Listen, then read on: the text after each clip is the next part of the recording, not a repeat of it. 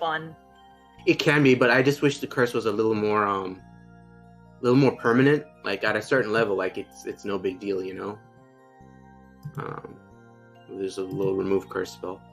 What am I looking for? Oh yeah, Ariel. If anyone's holding gold for Ariel, please let me know. Yeah, I just messaged you.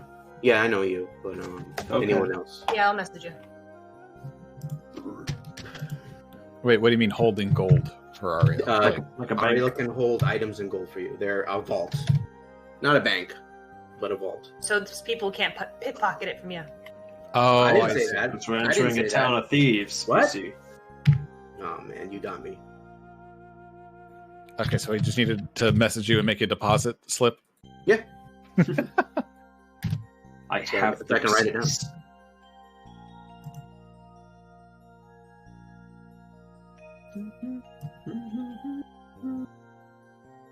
Hello there.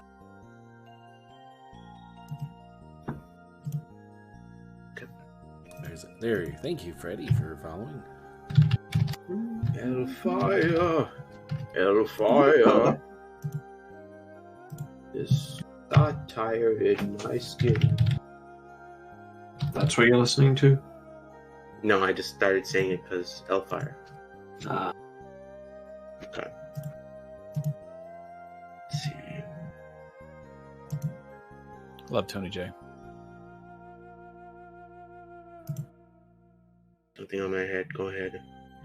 I'll give him a few minutes. Hi, Bella. Oh, once you get up on me, I have to go up and get a drink. All right, sent you a message, Sean, with the finances.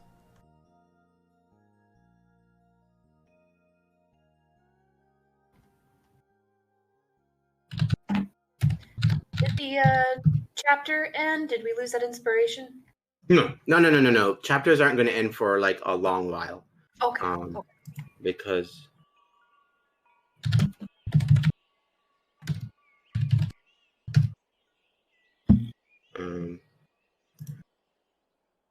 like something big happens, right? When the chapter ends. I can paper Mario. Like in paper, sure. Yeah, actually, that is actually very accurate. So yes. Yeah.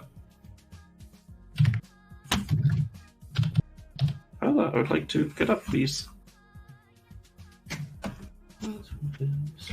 Like last time you it was the death of Sephic Caltro. That was the end of chapter 1. Alright. I guess technically the end of first chapter would have been the death of I always forget his name. The Duergar bad guy. Nildar? Yeah, Nildar. I'm here, by the way. Hey, welcome. Hey, here. Let me Dad? check your thing. Tiffs. Because you should be able to just click expertise on there. Where's Tiffs?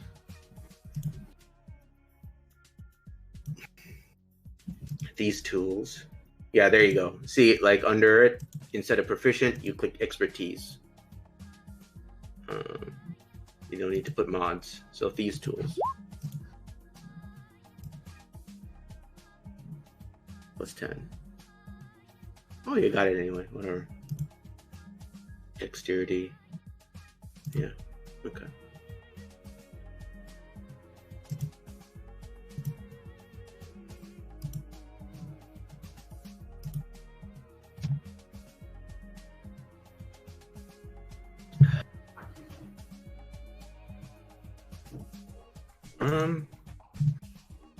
Let's see. I guess it depends. I'll give Chuck more time. Let's give him 9 minutes till 8:30. Okay. I'd rather not start without him if we can. Then I'll be back. Sure. Oh yeah, I just realized something I can do. Oh, Mm-hmm. right. Money. We've got money. I was thinking of just getting like a cloak of protection, but I can afford more than that. You should have a decent amount to have. I think everyone bought 3 magic items, so I did, yeah. everyone did. At least 3, I should say.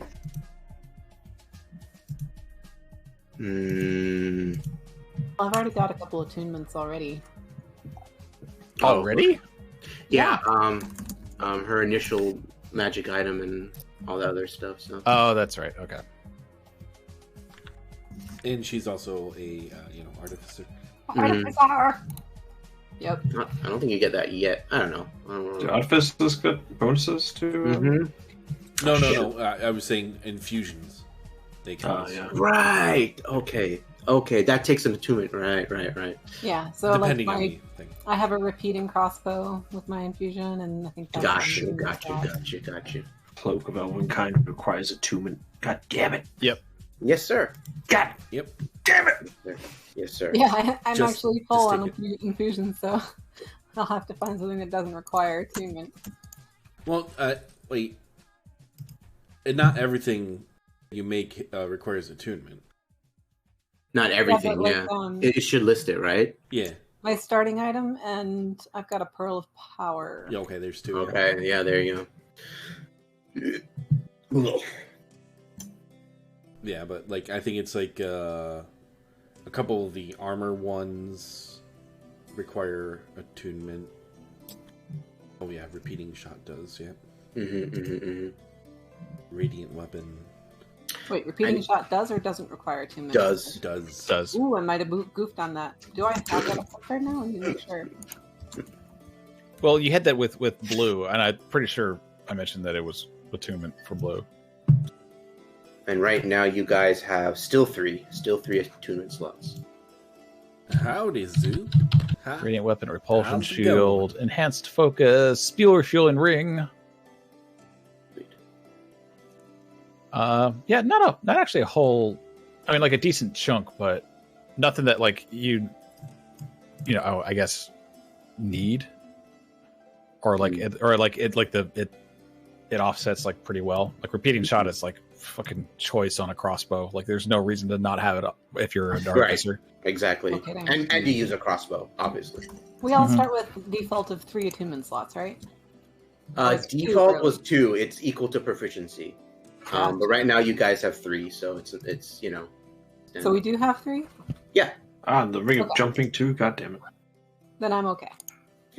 How long is the tuning? Like a day? Fuck it. You are tuned right away. Don't worry about it. Sure. Eric, things that we buy from Ariel, we could just instantly attune Exactly. Sure, I could kiss you. Anytime, buddy. to. Ariel gave me a broken thing. Yeah. Certain items will have a risk. They are not responsible for it. It's just what comes in the box. A box. On a box. Uh-oh. A box. Just return to sender. No refunds. No refunds. Yeah, someone almost got a stone of ill luck. So. Oof. A stone of these. No. This depends on the item. It can be good stuff too. Say if one were to order a belt of giant strength, I'll do a roll, or you'll do a roll, and maybe it might be an upgrade. Who knows? That would be a really good roll though, because that's a shit ton of money free.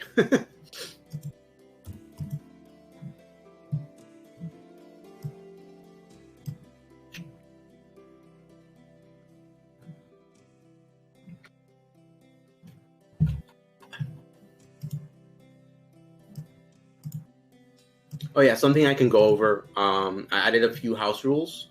Reminder for inspiration is now it's not a reroll; it's a 2d6. You might as well do yourselves a favor and under your weapons and stuff, just give yourself a little 2d6 inspiration roll for easy access or not. Yeah. Whatever, you don't have to. It's just a 2d6. Smart. Yeah. And so if you get a critical fail, your 2d6 will cancel it out. So just even spending that one inspo will be good. Let's see. I gotta double check the rules there for it.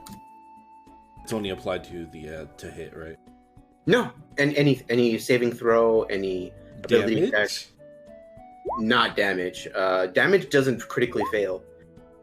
Oh, you mean 2d6 to damage? Instead, an inspiration point is used to maximize your damage die. No, not strength. Come on. Okay. Right. So let's say you roll a 1d8. Mm-hmm. You get maximum 8. Let's say you roll a 2d6. You're using a greatsword. It's a die, so only a 1d6 will get maxed out, right? Mm-hmm. And you can spend multiple to obviously stack on that. Desperation. I added some more stuff to desperation. It's still the same, so you get 1 level to treat any roll as a nat 20. Alternatively, you can make like an opponent's like their roll fail, if they're doing a DC or something. At the cost of receiving 2 levels of exhaustion, you can perform a single spell or ability that is a level higher than what you currently are. For example, a level 1 fighter can perform Action Surge, which is a level 2 ability at the cost of 2 levels of exhaustion. This form of desperation is stackable, thus you can perform a spell or ability up to 3 levels higher than you are.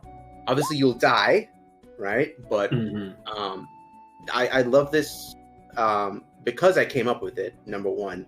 Number 2, it's like this really cool, like, Kamehameha, I don't know, you want to do something really desperate that's higher up. Break my limits!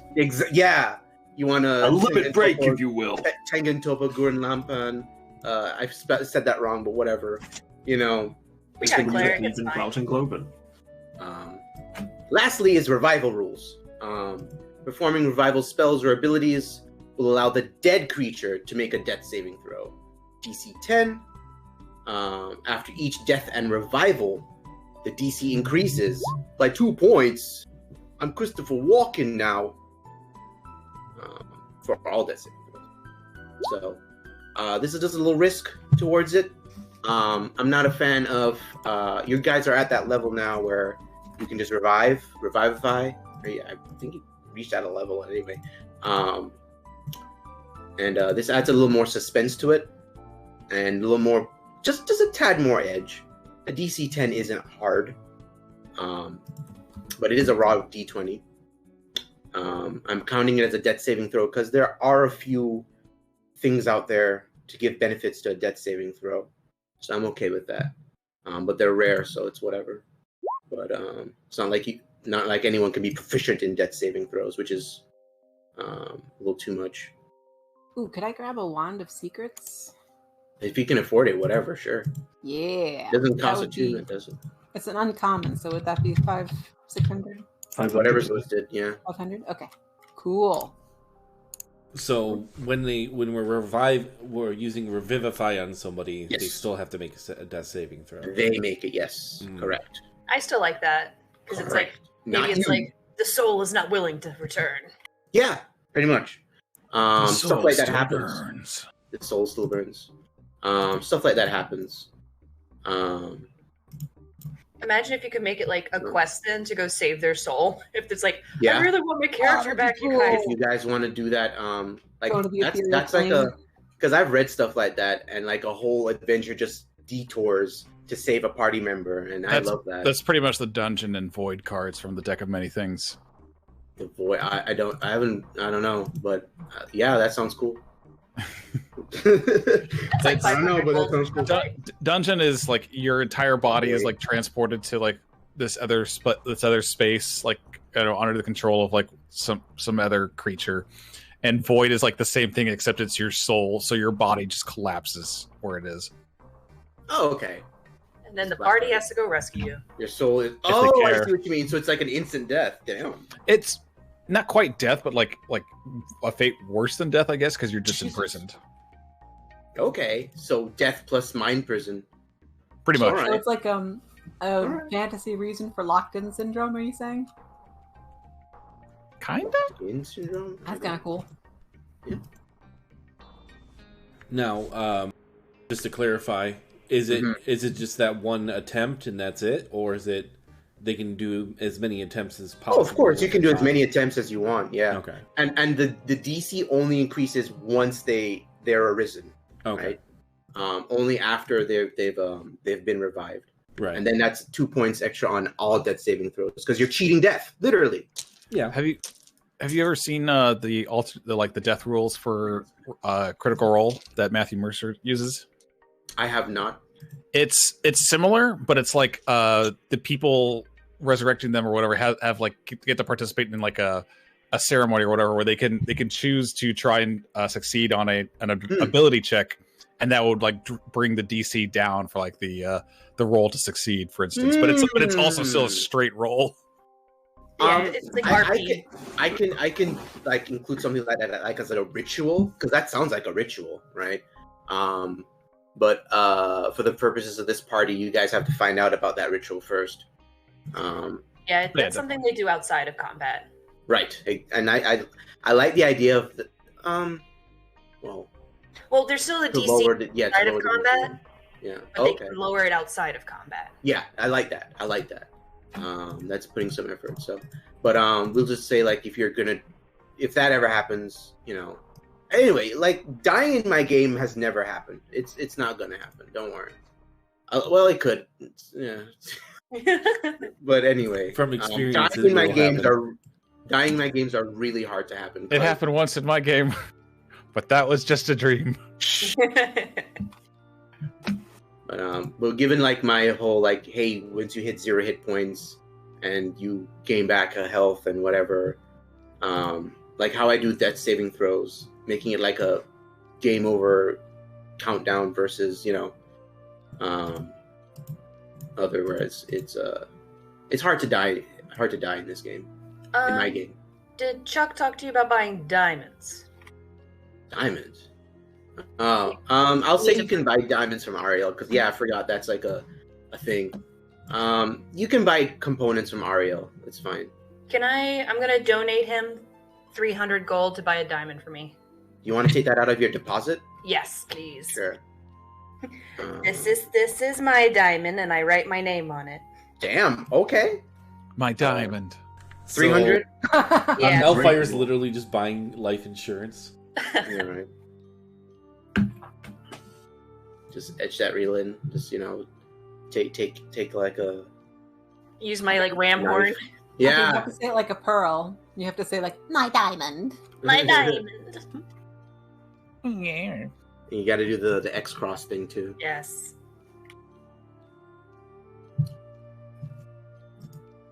I missed that show. That was a good show. It was. It was pretty good. Pretty good. I felt the last season was a little rushed. Yeah. But I felt like they could have been. Yeah. Probably because it was. Because it was, yes. Because it obviously was, yes. Yeah. It was good. I love Lars. He's great. Lars Definitely had a hell of a character arc. He did. He went from like, God, I hate this guy to, you're right, kid. You're all right, Space Captain. Space Captain, yeah. Oh yeah, damn. Space Pirate Lars. He did become Space Pirate Lars. I still love the meme, like where it's like episode 1, Steven cries over ice cream cat. Episode 100, cries because he has to decide whether to murder somebody. Yeah. Cries because he realizes his mom was a war criminal. His mom was a war criminal. Right. Man. I think that was a valuable lesson because a lot of times loved ones can end up being pieces of shit. Oh yeah. It hit home, for me. So Yeah, and it's not even like, he Is your realized mother a his war mom's criminal? criminal. He realized that himself in a My previous dad's in the mafia. incarnation Conrad. was Oh, yeah, part of that's a right. ruling class of oppressive and like horribly exploiting super rulers. Like, whoa! Right. Yeah. I always thought they treated it really well, where he's just like, I never met my mom. Like, Right. I Exactly. can't miss her because I never met her. He only knows her from his dad, and the VHS tapes. Mm-hmm. And that's And- like nothing. And I guess the Pearl, crystal guess. gems. Yeah, the crystal Pearl- gems in general. Lion, some other stuff, some dream stuff. And the point is like their point of view is extremely biased, right? Oh yeah. Exactly. They Oh, especially, worship Rose, especially Pearl. especially Pearl. Especially Pearl. It was confirmed they were lovers at one point, right? No, as far as I know, no. How Not strong and long, I thought? explicitly, but definitely weren't- implicitly. Yeah, exactly. I mean, knowing Rose's personality, I'm sure she, did stuff, but at the same time, it's like whatever. They did. Fusion itself is a euphemism. I mean, they for clearly had a relationship. sex. Definitely.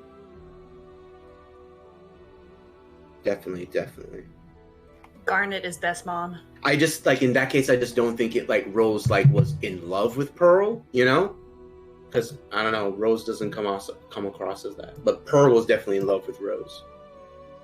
I think Amethyst was one of the hardest characters for me to come around to. Same. She was just I didn't like her. I really hated her when she turned into Rose in front of Greg that one time. Oh Yeah. no, That made me hate her. I actually wow. loved that because of the implication that that she has done that before for him. It was very creepy. I actually enjoyed the creep factor. Oh yeah, for sure. But after a while, I was she warmed up to me. But yeah, it just took a while. after that, it was oof. And yeah, she was just kind of hanging around, because she was super lazy and stuff. But she had her character arc too. Peridot was also a character I liked, but I also found annoying at the same time. Just because her catchphrase over and over again, it's just okay. What was her catchphrase? It was dork or something. What she called you? Claude. Claude. Oh my god, I couldn't remember. Yeah. Like a clod of dirt. I know she was supposed to be more of the comic relief, but I really liked her moment when she stands up to Yellow Diamond. Mm-hmm. That was very satisfying. I also just love her and Lapis's relationship. I always wish they had a fusion together. So Lapis was my favorite character. I was crazy about Lapis when she first came out and stuff. I have a folder with many images of Lapis, but near the end, she just became this house bum. She's just there with Peridot doing nothing. This is my house on the moon. Yeah, and I don't know. I wanted more with Lapis. Yeah. Especially when oh my god, what's the creator's name? Sugar. Rebecca Sugar. She was talking because for a while Lapis was a projection of a lot of what she went through and stuff. That's a good point about Lapis staying passive, because I was expecting that to be kind of her character arc, because her whole thing was being the observer and being afraid to engage and staying away from everything. Yeah, and that's why I was hoping that she would get more active. Yeah. Into the crystal gems in particular. Instead, she just kind of swept onto the farm with Peridot. Yeah. Comical, sure, it was funny, but it was eh. There was surprisingly missed. I really wanted fusions with them. Yeah. I was really hoping there would be fusions with every combination possible. But obviously they didn't have enough time and whatever. So is the future one still going on? No, future. Oh, no. Universe Futures was one season, one and Yeah, done. it was a little epilogue. Yeah, one and done. It was just a quick epilogue kind of thing. Yeah. Pretty much. And there's a movie too with oh god, I forgot her name. Oh yeah. That one was I really great. loved her. Oh, I really loved her. Oh, Spinel was great just because it's oh fuck, she got it the hardest, I think, out of a lot of the gems. She got it the hardest. I hated the character. That's equivalent to has anybody read Preacher? Yeah. Unfortunately, haven't. It's like when he told that guy to go count 1,000,000 grains of sand. Or whatever. That fucking guy. Count every grain of sand on the beach. Yeah. Oh god. Now, I never actually watched Steven Universe, but is Steven Universe doing another episode? No, that it's done. I'm sorry, not Steven Universe. Adventure I should Time. probably bring it up to the rest. Another movie thing. They have been doing little bits of. I think so. I think there might be one more. Let me double check. The deep future here and there. I know there's a new one I haven't seen. I think there's 3 at the moment. I never watched Adventure Time. Still haven't. Not that I don't want to. It's just I keep forgetting and stuff. Yeah, I never watched Steven Universe, but somebody in chat said that they lost their mind when Amethyst pulled out the rose form to mess with Greg.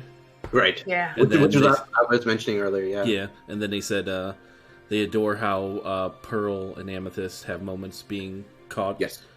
Major OOF actions by Steven. Like when Pearl was abusing the fusion with Garnet, or when she called him Rose while begging to protect him. Yep. Because that was such a good moment with Pearl, because like that whole time you realize like Pearl's just been projecting Rose onto Steven. Mm-hmm. Man, Pearl was fucked up from Rose. Yeah, like, she was. Really obsessed over her, and understandably why, but at the same time it's just like oof. Yeah, and the first like human girl they have her flirt with looks just like Rose. Yeah, which is cute. I don't think they ever named her, but she was hot and I liked her. It was it's unfortunate we didn't see more of that. Yeah, I would have liked to see that relationship. There was a lot of stuff, like there was a lot in the show that I wanted to see more of, but Pearl likes a soft butch. yeah, soft butch, yeah, exactly. I think one of my favorites is just the idea that like when you go like Steven goes into her head or whatever, and she just has like a whole bunch of phone numbers. A whole bunch of wow. It happened like so often that she got like just kept getting hit on, so she's like, okay, you're right. Saved all the phone numbers. Well, Yeah, I think one was from Mayor Dewey, I think. Yeah, because Mayor Dewey had a crush on her. Yeah. Oh man, so Man, good. there's Mayor so much. Dewey. Mayor Dewey. There is so much fan art for Lapis and Peridot fusion. I bet. I want it. They figure it would be turquoise. I got to admit that would be a very fitting. Yeah, that makes sense. Yeah. Makes a lot of sense. I think my What's the favorite. name? Oh, go ahead. I was just gonna say my favorite fan art series was God, what was the mailman just dressing up as all the different characters? Yeah, his play. That was so good. Oh man, and he has a crush on Garnet, like a hard crush on Garnet. It's like, sorry, buddy, that's never gonna happen. That's already a relationship there. And I also like how Steven was trying to break it softly, and Garnet had the right idea. It's just like, nah, not gonna happen. Shut him down hard. Yeah, right. I absolutely love Garnet's like early look with the pink and the blue. Oh, it's so precious. Oh, I know what you mean. Yeah, when she first fused. Yeah. I also like her pilot look too. Her pilot look, yeah. Yeah, I like her pilot look a little bit more. Well, I guess after she gets her evolution or whatever, she kind of looks a little bit more like her glasses. But excuse me. I'm glad they went with the afro though. Same. No, that was very good touch. And oh man, I'm blanking out. Estelle, yeah, Estelle voicing her is just so perfect. Estelle, I love her. Estelle, God, yeah. So were we gonna play some D&D?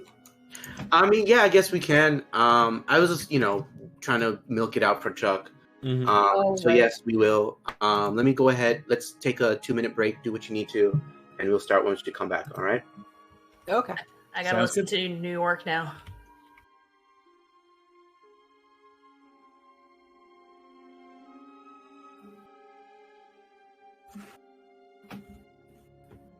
D&D, what's that? It's that thing we do for like 6 hours every week.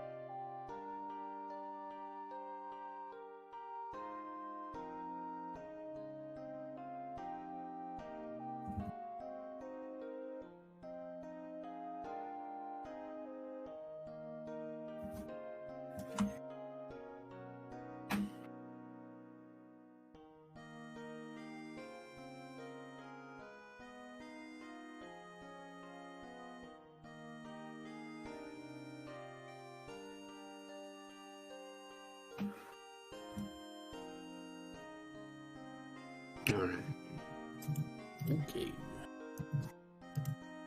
Okay, here.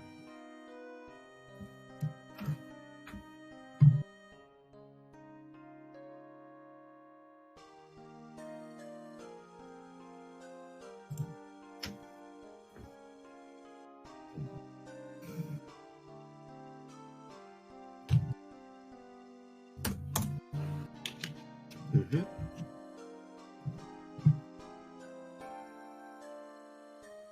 Bjork.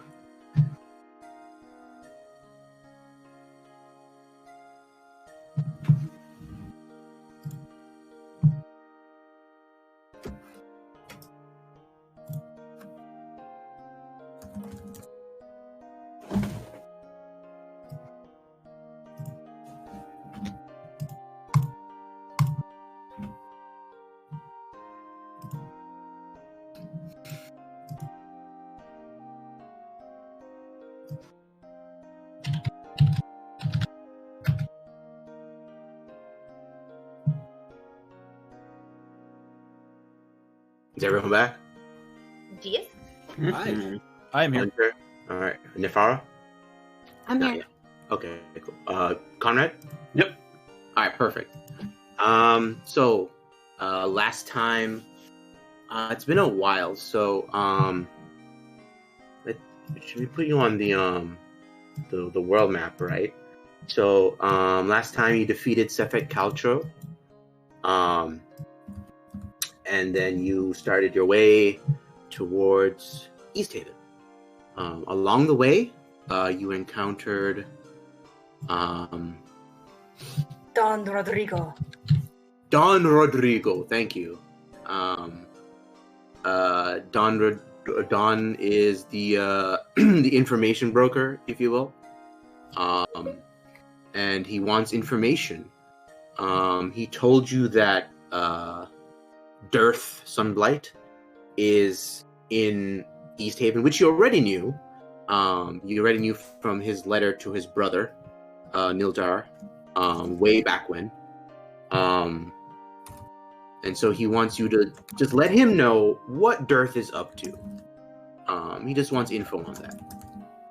Besides that, he said, hey, he knows everyone's secrets. He knows a lot on Tiffs, that's for sure. And he hinted that he knows stuff on Jackal too. He was trying to get a little rouse out of the party, but that was dissuaded, and he's like, whatever. The Don just wants his info. And if you want, he'll give you info on various things throughout Icewind Dale that's affecting Icewind Dale. Or and if you want more, you can always pay him. He'll take gold or something else. Just depends on what you offer. After that, you guys then encountered the Cold Light Walkers. Yep. Walker. You fought one. They're pretty scary. What a handful he was. It's basically the Thing poster. Brick's quick thinking saved Amber. Mm-hmm. From being Yes. frozen, yeah. I think you had 3 HP left. Yep. It was tight, very tight. But yeah, and then after that, like, you guys skedaddled because like a whole army of them were coming after you, reminding you that Auriel does have an army of undead, and you're also aware that it's not just Cold Light Walkers. She raises warriors and adventurers in her realm to be part of her army.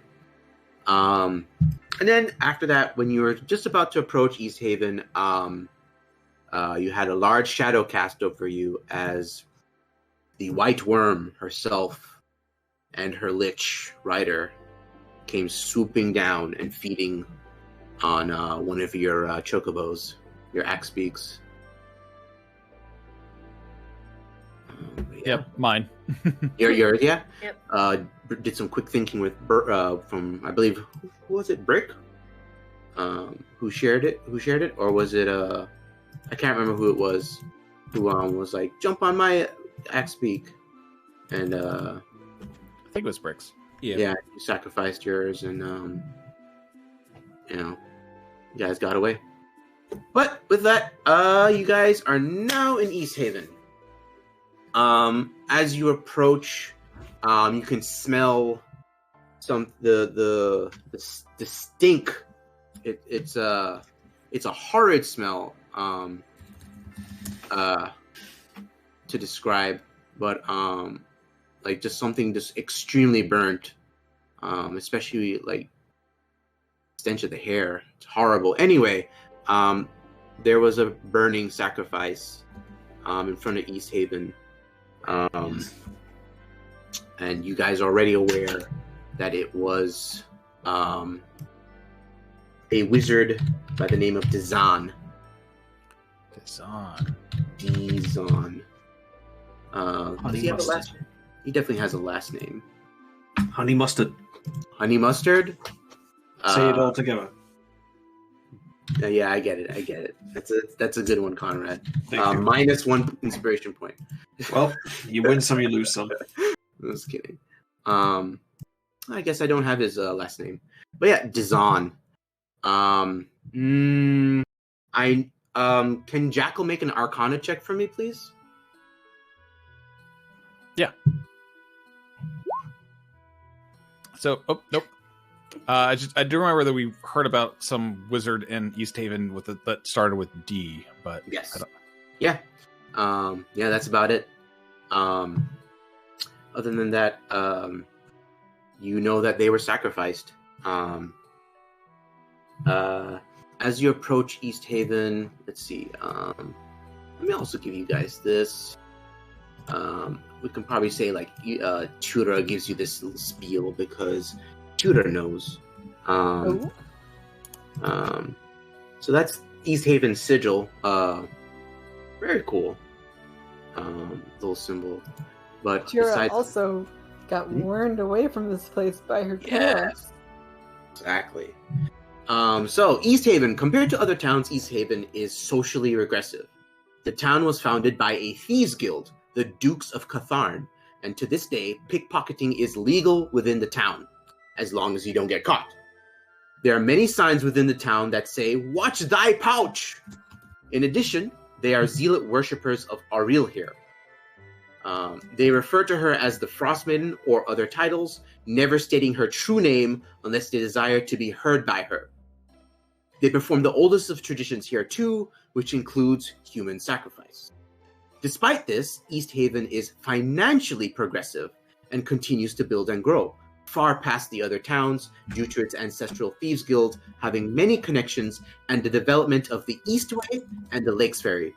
The Eastway is the road connecting from East Haven to Bryn Shander. However, right now it's under snow, so whatever. But the ferry, and you already know the ferry, shit's frozen. So, majority of criminals will flock to East Haven, as in anywhere. Basically, think of it Game of Thrones, the North, the Wall, right? Once you hit the North, you're free. There's no crime, there's no law here. So majority of criminals will flock to East Haven, where they are safe to start a new life. There are many gangs here, some of which are formed from former mercenaries or adventuring guilds. Yeah. So we'll say like Tyura gives that little spiel.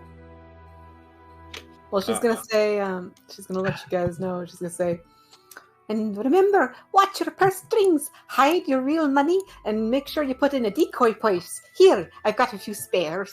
And she'll like pass you guys a couple of decoy purses with like a copper or two each of them. Nice. And then she'll I'll say, take that. and my parents warned me about this place. I never thought I'd actually go in. It's a bit thrilling. Oh, I'm a little scared though. Thank you. One inspiration to you, Nefara. Aw, That's pretty cool. But yeah, as you enter, you see the burnt corpse. It's not burning anymore. But you also see an individual under it, just as a knight. Let's go ahead and pop you over on East Haven. So you should be able to see the map now. It's a big map. East Haven. East Haven. And Yes, under, David. and underneath the corpse, just kind of looking at it, you see an individual.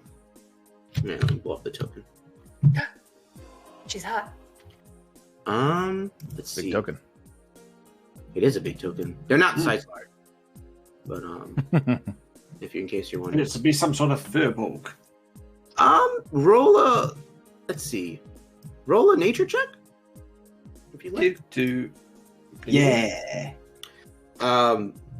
Tiffs. Yeah, sure. This could be a furbolg. Who knows? Cool. Yeah. No, I've seen plenty of furbolgs. So yeah, I know one. Let's see. No one's one of those. Okay. Yeah. Anyone else wants to make a nature check? Go for it. Sure. See, Brick, it's a furbolg.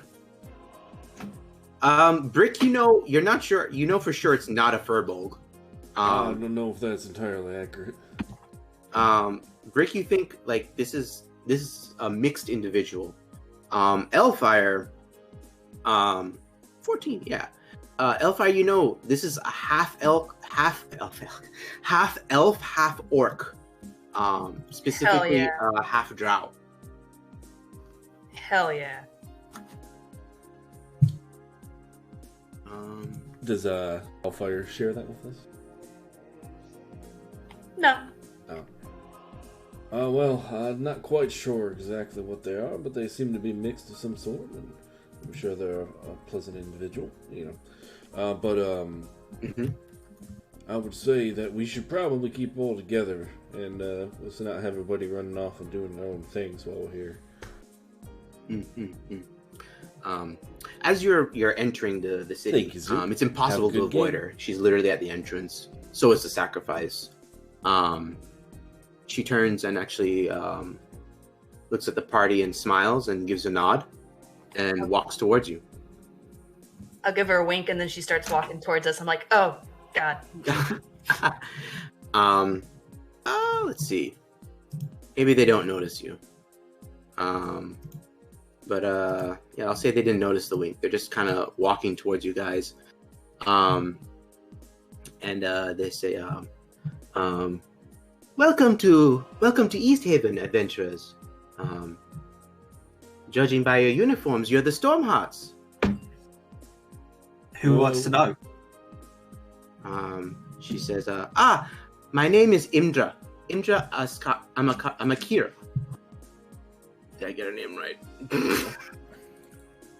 Yeah, Amakir. Imdra Amakir. I used to be a Stormheart myself.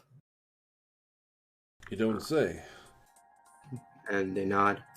Before choosing to work for the military in Everwinter. Spent a lot of years there. And well, I recently got sent here to become the new captain of the guard. Oh, sure. To become the new captain of the guard, but they sigh. I feel that it was a joke. No one here takes me seriously.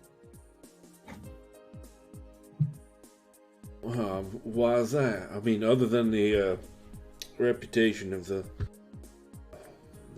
East Haven. And she nods. I unfortunately did not know anything about East Haven, or even Icewind Dale for that matter. But coming here, I see that this place is it was built on a thieves' guild. In fact, the whole city is a thieves' guild. Well, I'm no stranger to towns brilliant. such as that. And they just, they'll say, unfortunately, that means they barely respect the law, or much less the military. Do you know who, like, the head guild person is? Or They nod and they'll say, that would definitely be the speaker, Daneth Whalen.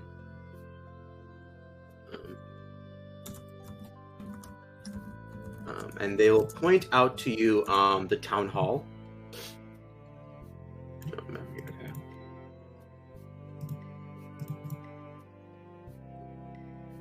Ah. This building here. But they will continue to say, I advise to not go there right now. The speaker is very busy with a lot of, paperwork, and she air quotes that. She'll continue to say, if you want the inn,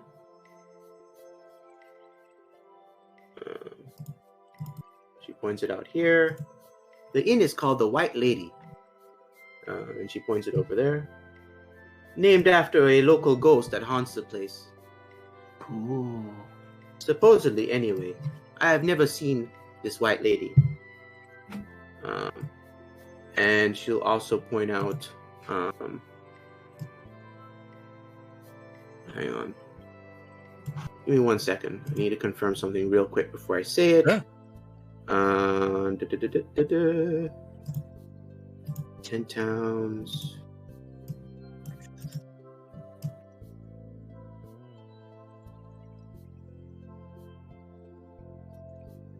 Aha! Indeed it is. Okay. Alright, and she points out the tavern for you. The tavern is called the Wet Trout. They will also buy a lot of fish if you go fishing. However, obviously the lake is dead frozen. That said, you can probably try ice fishing.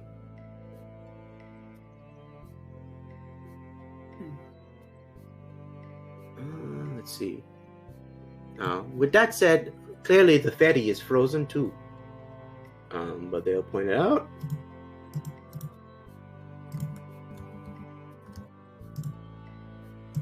And you guys recall, both from the letter and Don Rodrigo, they mentioned Dearth is at the ferry.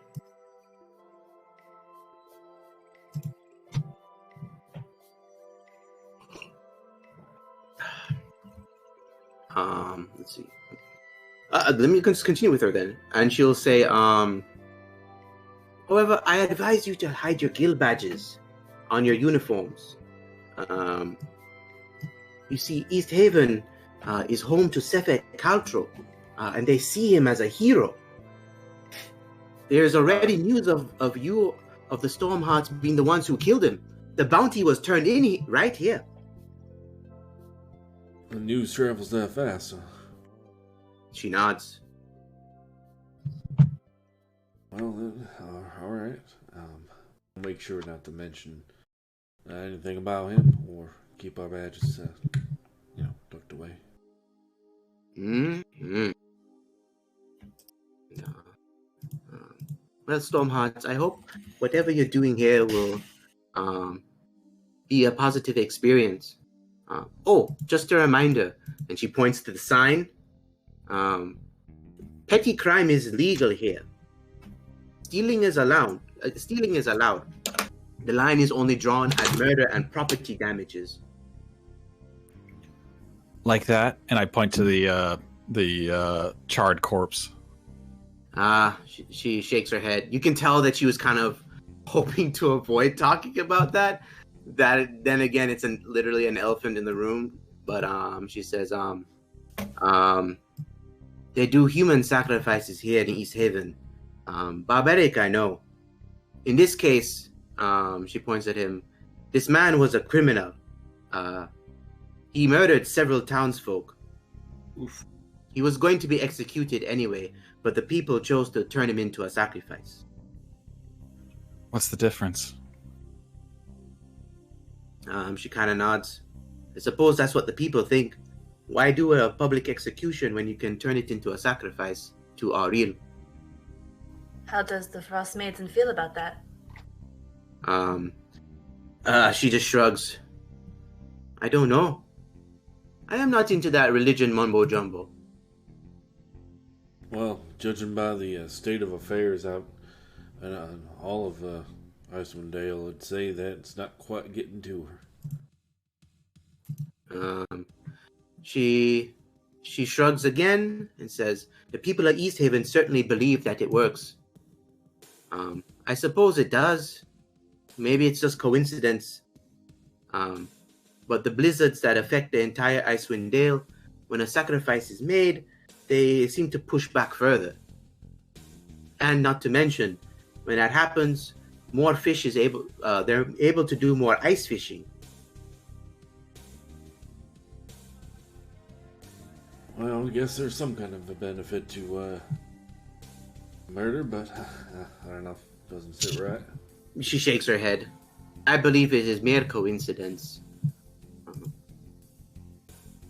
And I don't. But you can see that she wants to say more, but she holds her tongue. Brick just kind of nods as she kind of cuts herself off. And she just shrugs. She just shrugs at the least and says, well, as far as I know, there are many gods around who are just like that. Unbelief's even worse from what I heard. I mean, all the Furies have their, particulars about them. Yeah. She just doesn't continue any further. But with that, she just kind of... Brick is making sure to avoid talking about the Wave Mother. Mm-hmm. Yeah. This lady, she's a shit-talking gods. Anyone who's religious who knows that's like, whoa, you're testing fate there. You got some cojones, lady. But besides that, she just goes about. She nods, and she goes about trying to take down this burnt corpse. Do you want a hand with that? She shakes her head. Not at all. Go on in, and like I said, watch your purses, and make sure to hide your badges. Don't let anyone know you are Storm Guild. You are Stormhearts. I'm assuming that self-defense, even if someone's stealing from you, is okay, right? She actually shakes her head and says, it depends on what the level of that self-defense is. You can be charged for violence and physical assault. Understood. We'll keep them alive if they try to nab something from us. That said, a lot of the thieves will probably run away from anything. They don't want the embarrassment of failing of their failure being known. Tyura is going to use magical tinkering on her real purse, so that it will set off an alert that says, "Help! I'm being stolen!" I like that. I'm going to immediately take my badge and stuff it under it's underneath my chainmail. Like it's just like underneath several layers of my clothes now. Mm-hmm. Yeah. You guys, as a reminder, you have uniforms. I remember they're black, the winter clothing, but they have the storm hearts on it, like a little patch. But you can definitely take it off and. Tiff stuffs the badge and her real purse down her chest. Sure. Yes, they'll never get it there. My badge, I'm just gonna use prestidigitation to turn it into a different color, I guess. Hey, all right. Oh, we're not the Stormhearts. We're the Horn. We're the Heart Storms. The horn parts. Yeah, very good. Elfire's gonna... Sorry. Elfire's gonna lean in once they're about to leave and be like, if you're free later, maybe we could meet up for some drinks at the White Lady Inn. She smiles and says, "The Wet Trout, dear. That is the tavern. Ah, yeah. But be aware, there's definitely a lot of bandit activity around there. Not that it will bother me at all." Lord Hearth. Invitation's still open, dear. Yeah, she'll nod. Brick obviously does the same. Make sure and hides his badge and your coin purse. Yeah. Cool. Yeah, I'm hearing everyone puts their badge away in some form. All right. So other than getting information about Dearth, and this is Brick talking to them kind of off the side, what else are we going to do here in East Haven? Is there Anything pressing, or are we just moving on from here? We are looking for somebody, yes? That would be Dearth for the information, but can't recall if there's anything else we actually need to do here. Any leads on where we could find him inside the city? You already know he's around the ferry or something to do with the ferry. Yeah, that From was the letter. information from the letter that we got. Mm-hmm. But I don't know if that's Pat, you want like me to answer, or you're just doing a in character. This is just kind of a scene if anybody remembers what we're doing. Okay. We're doing. Okay. I'm still pretty new to the group, so I'm just kind of following. Oh, that's all right. Sorry. Actually, I forgot. And I don't think were we supposed to meet with somebody here? Not here. That's Yeah. in Dogan's Hole. Dogan's Hole. Yeah, Dogan's you're meeting Hole. up with the. That's right. I remember that name. So the whole point of this visit to the city is just to go spy on Dearth for a little bit? Yeah. Yeah. I mean, honestly, you already know he's part of the Sunblight clan. It should already be an alarm to you that you should probably take him down or do something or what have you. If he's anything like Rodrigo didn't want us to kill him. that, yeah, that's Don Rodrigo being very cautious. You already killed Nildur, excuse me. Well, no. Don Rodrigo didn't want you guys to bring him to him. Right. If you choose to kill him, make sure you do that privately. You know what I'm saying? No. Don Rodrigo doesn't want you like dragging him out of town or something like that, because that's going to be obvious and Right. That's going to make you seen. One last thing to ask, Imdra. Where is what is referred to as the Snake Quarter? She points it out. She actually she'll say, "What business do you have there?" I mean, that was just a place. We have a friend that we had met. A nice Yonti lass. Just wanted to see if she was home. She nods, and just be very careful. They smoke a lot of ostra around there, and that is very lethal. Ostra? Yes. Give me a second. You guys can make a medicine check with intelligence or a nature check. Whoever wants to do that. Let's see, disadvantage and -1, and I'm not from here? Let's try it. Disadvantage? Why would you have disadvantage? I'm exhausted.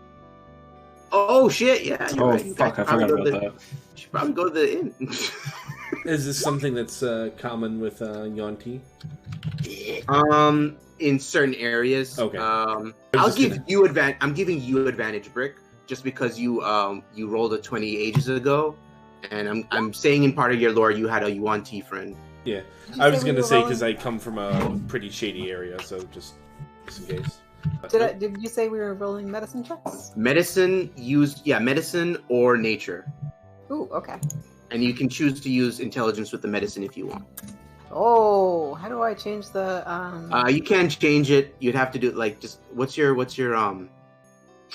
intelligence score? 5? I mean, 5? as a modifier. Your modifier. That's what I meant to say. Excuse me. So that's a +2. So yeah, you make it. Yeah. So it can even make sense. Tyura, you probably heard about it too. Ostra is a recreational drug that Yuan-Ti used. It's created by Yuan-Ti alchemists. It's an oil that produces a pungent, multicolored fumes when burned, which causes hallucinations. The poisonous fumes are the most powerful psychedelic, as well as analogies at a painkiller. It is extremely lethal to any other race that is not immune to poison. Give me a couple levels, baby! Give it a couple levels, baby. Basically, like if you're not immune to poison, it can possibly immediately kill you. Otherwise, it will do. Your roll is high. So let me just copy and paste this. Jesus. Let me read it.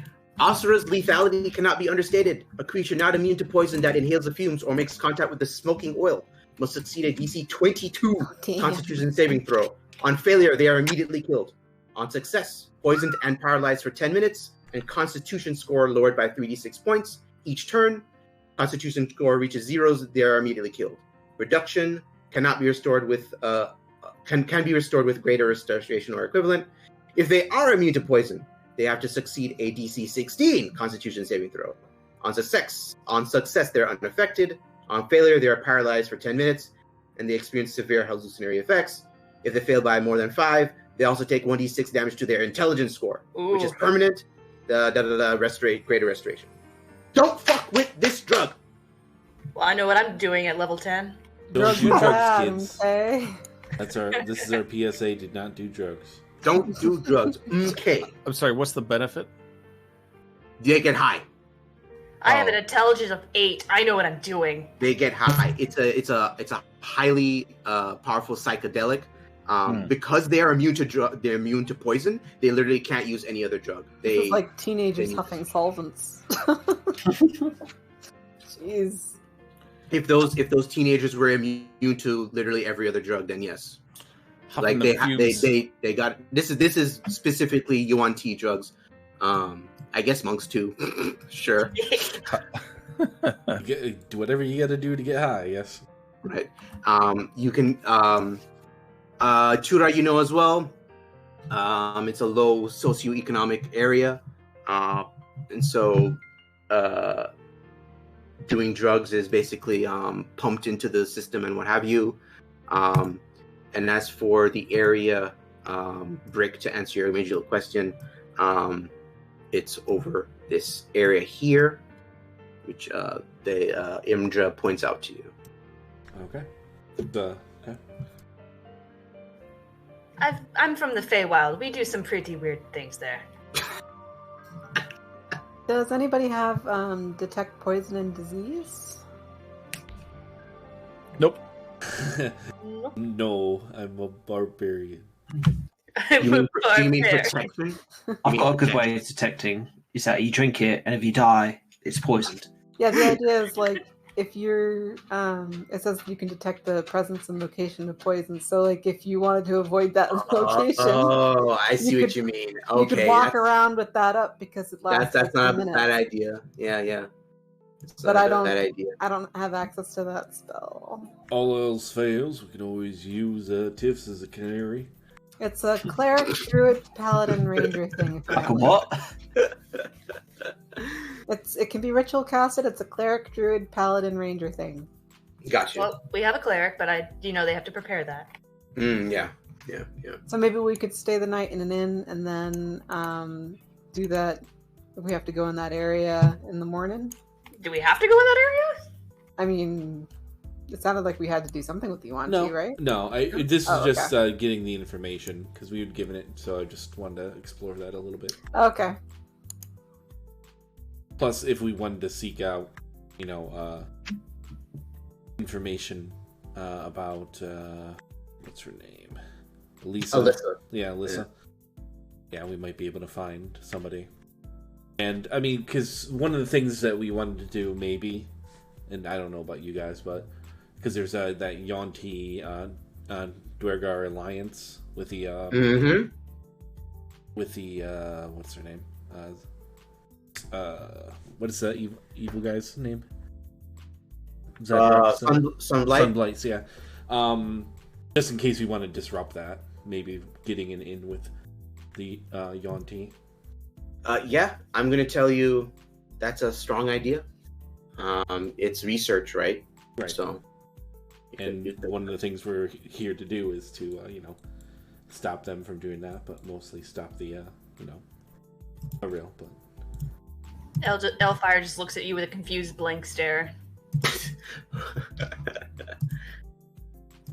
I mean, it just we've struck at our enemies to, their alliance, and would work out in our benefit, maybe.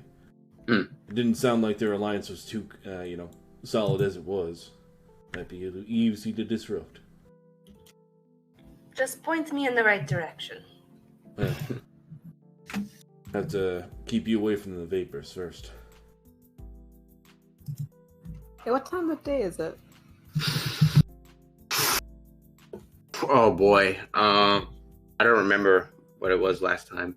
What time of day you want it to be? Early afternoon. Okay, it's early afternoon.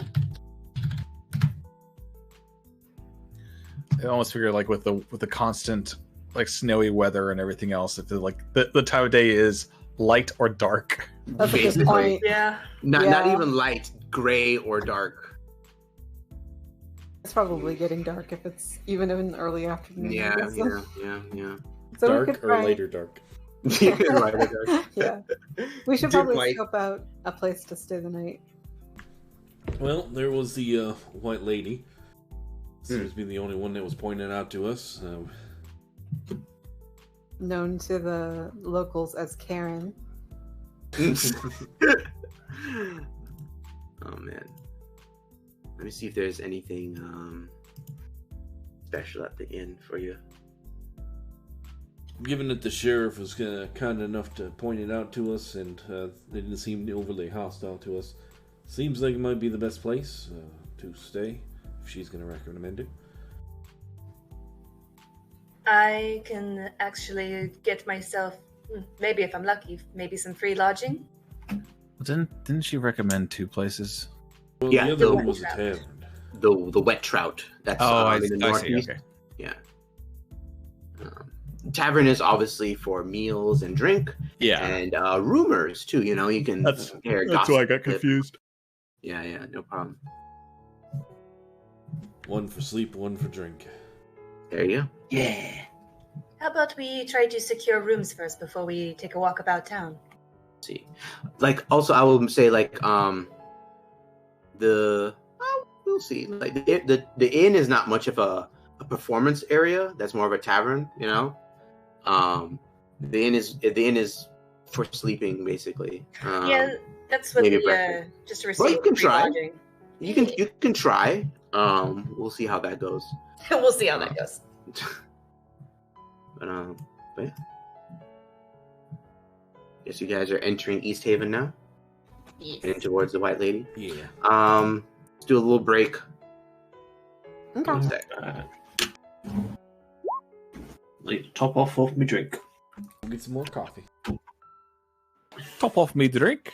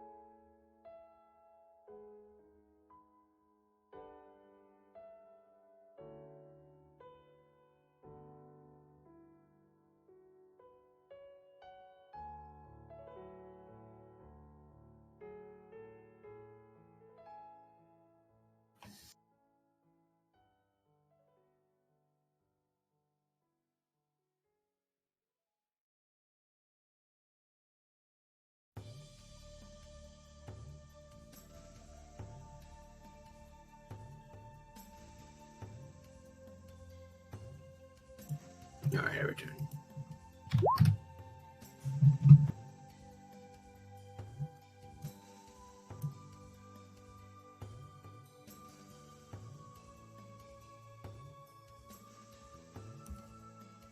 What? Yeah.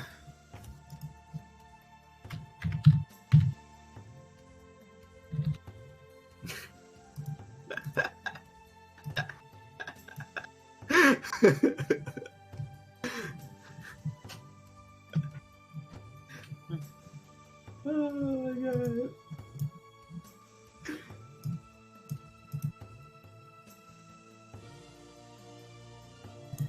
I return. Welcome back. Ooh.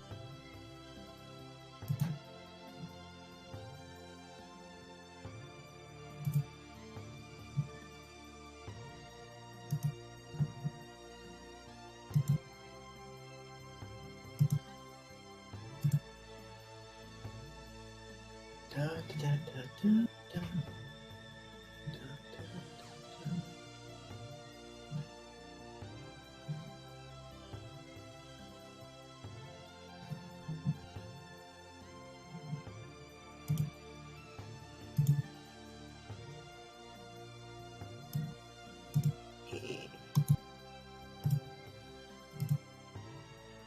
I return. Welcome. Oh my Welcome back. goodness. The box. Now say, where's Harvey? Where's Harvey? Nice. It's pretty good. It's pretty good. Damn fine. Mm-hmm. Dave, you guys play Dead by Daylight? No. So they recently put Played a few Pinhead in for Did their they? Hellraiser. Yes, I heard about that. Yes, yes. I Yeah, did. and when they first put him in the playtest build, he had voice lines, and it was like, "The box, you opened it, I came," and like, he says it like that, and he says, "You opened the box, I came," like he says that, but. And he also said something else like I'll tear your soul apart or something when he like does his like kill or something. But anyways, in the actual like fully released version, they took all the voice lines out. Aww. From who? Yeah. So but is like that copyright bullshit, or is it because of, oh man, we don't want to talk about coming? it was probably some copyright stuff. Probably might have been some performance issues where because it's like they use the actor's likeness but not his voice necessarily, or maybe they do use his voice but they don't have the rights to it. Either way, it's just funny because like It's funny as hell. like I watched Wayne Radio like play Dead by Daylight, and he has the voice lines just on his thing, and he did like a hashtag Let Pinhead Come like campaign. Wow, Let Pinhead Come. Really is great. God Whatever, damn, that's good. like play the button like I came. I need that on a t-shirt now. Cheyenne about that. Cheyenne loves Wayne Radio. I need that as my ringtone. so good. God damn. Yeah. She keeps showing me updates of his dog.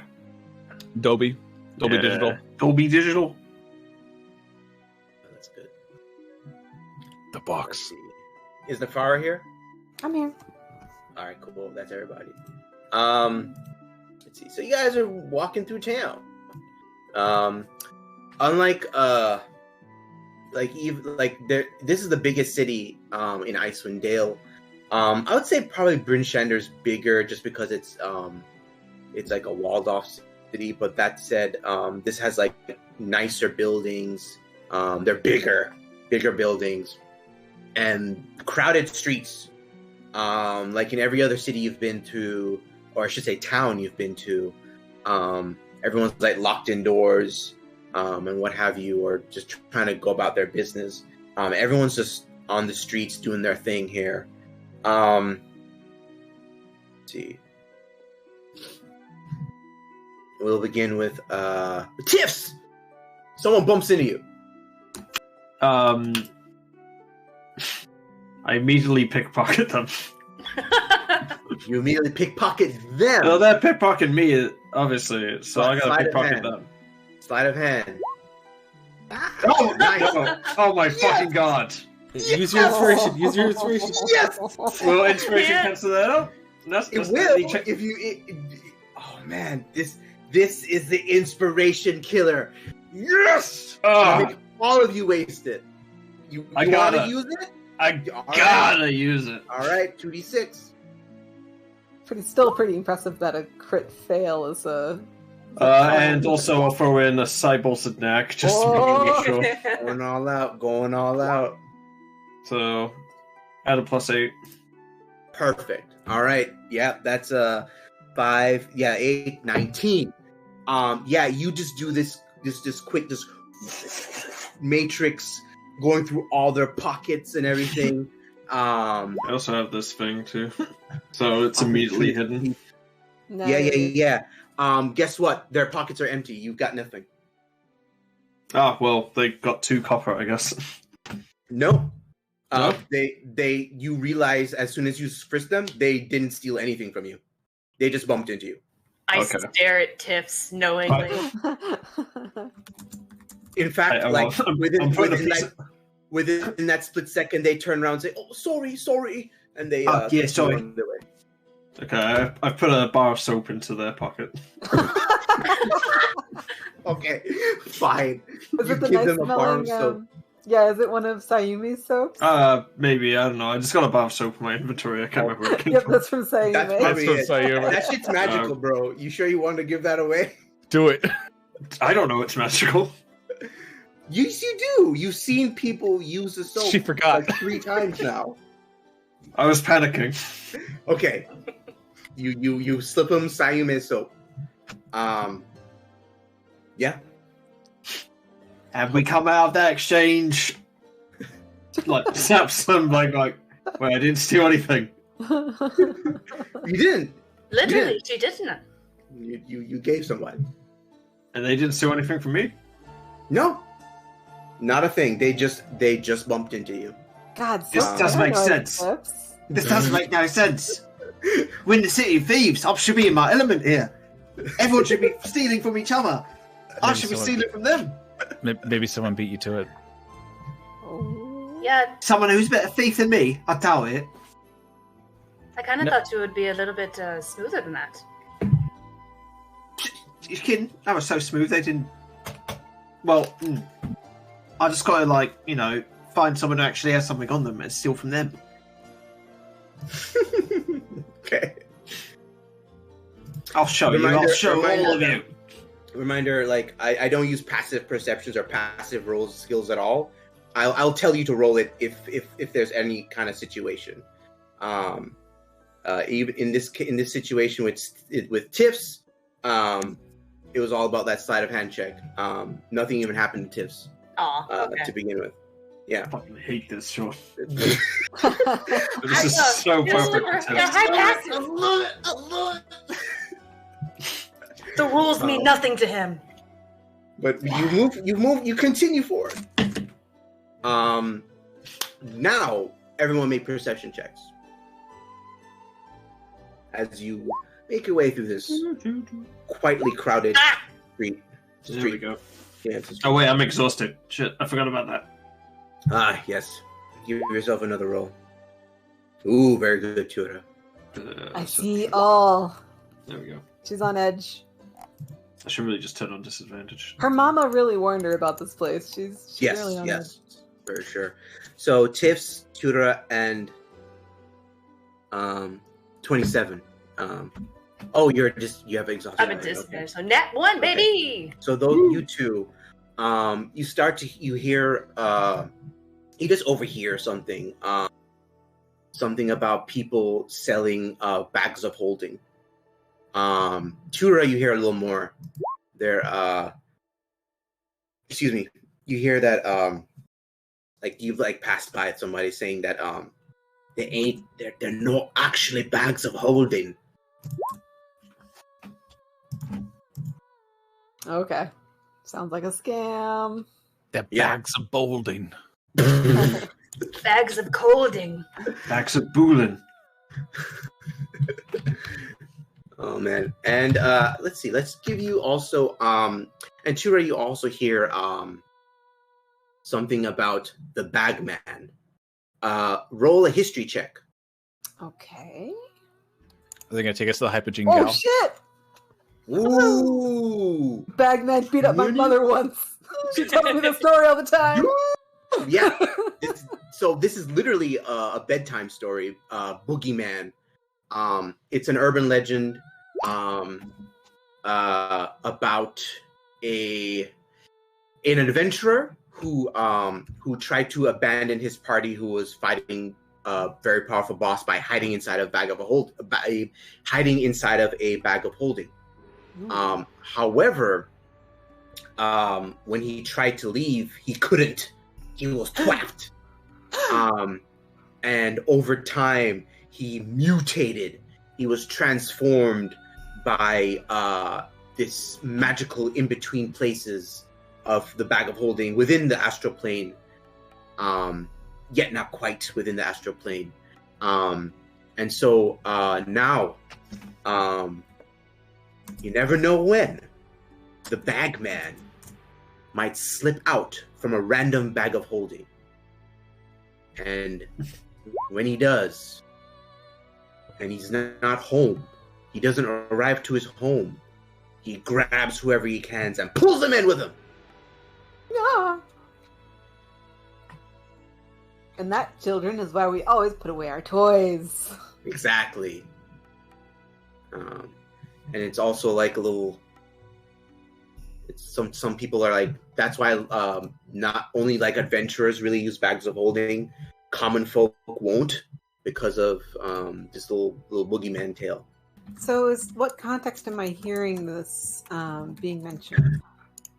Just you just hear some random voices along the street talking about someone selling bags of holding, and you hear some like the person replying back about must be something about the Bagman, the Babadook, yeah, the Bagman. And your history check is in your head. You're just recalling, oh yeah, that's the Bagman. Okay. So, yeah.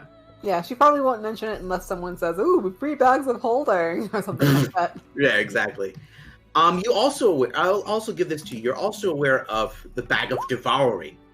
Oh. The Bag of Devouring is a type of mimic that that takes the form of a bag of holding, and it won't transform. Rather, it just stays as a bag and eats and devours your items that you put in there. Okay. And not until it's like too late, and you like try to go in, you like try to And get it your eats items you! that it eats you. Exactly. Okay. Alrighty. I'm well versed. My mother told me all about this shit. Okay. Oh yeah, you guys continue on. Head on forward. Let's see. This time, Tyura, someone bumps into you. Oh shit! Jackal, someone bumps into you as well. Same time. Okay.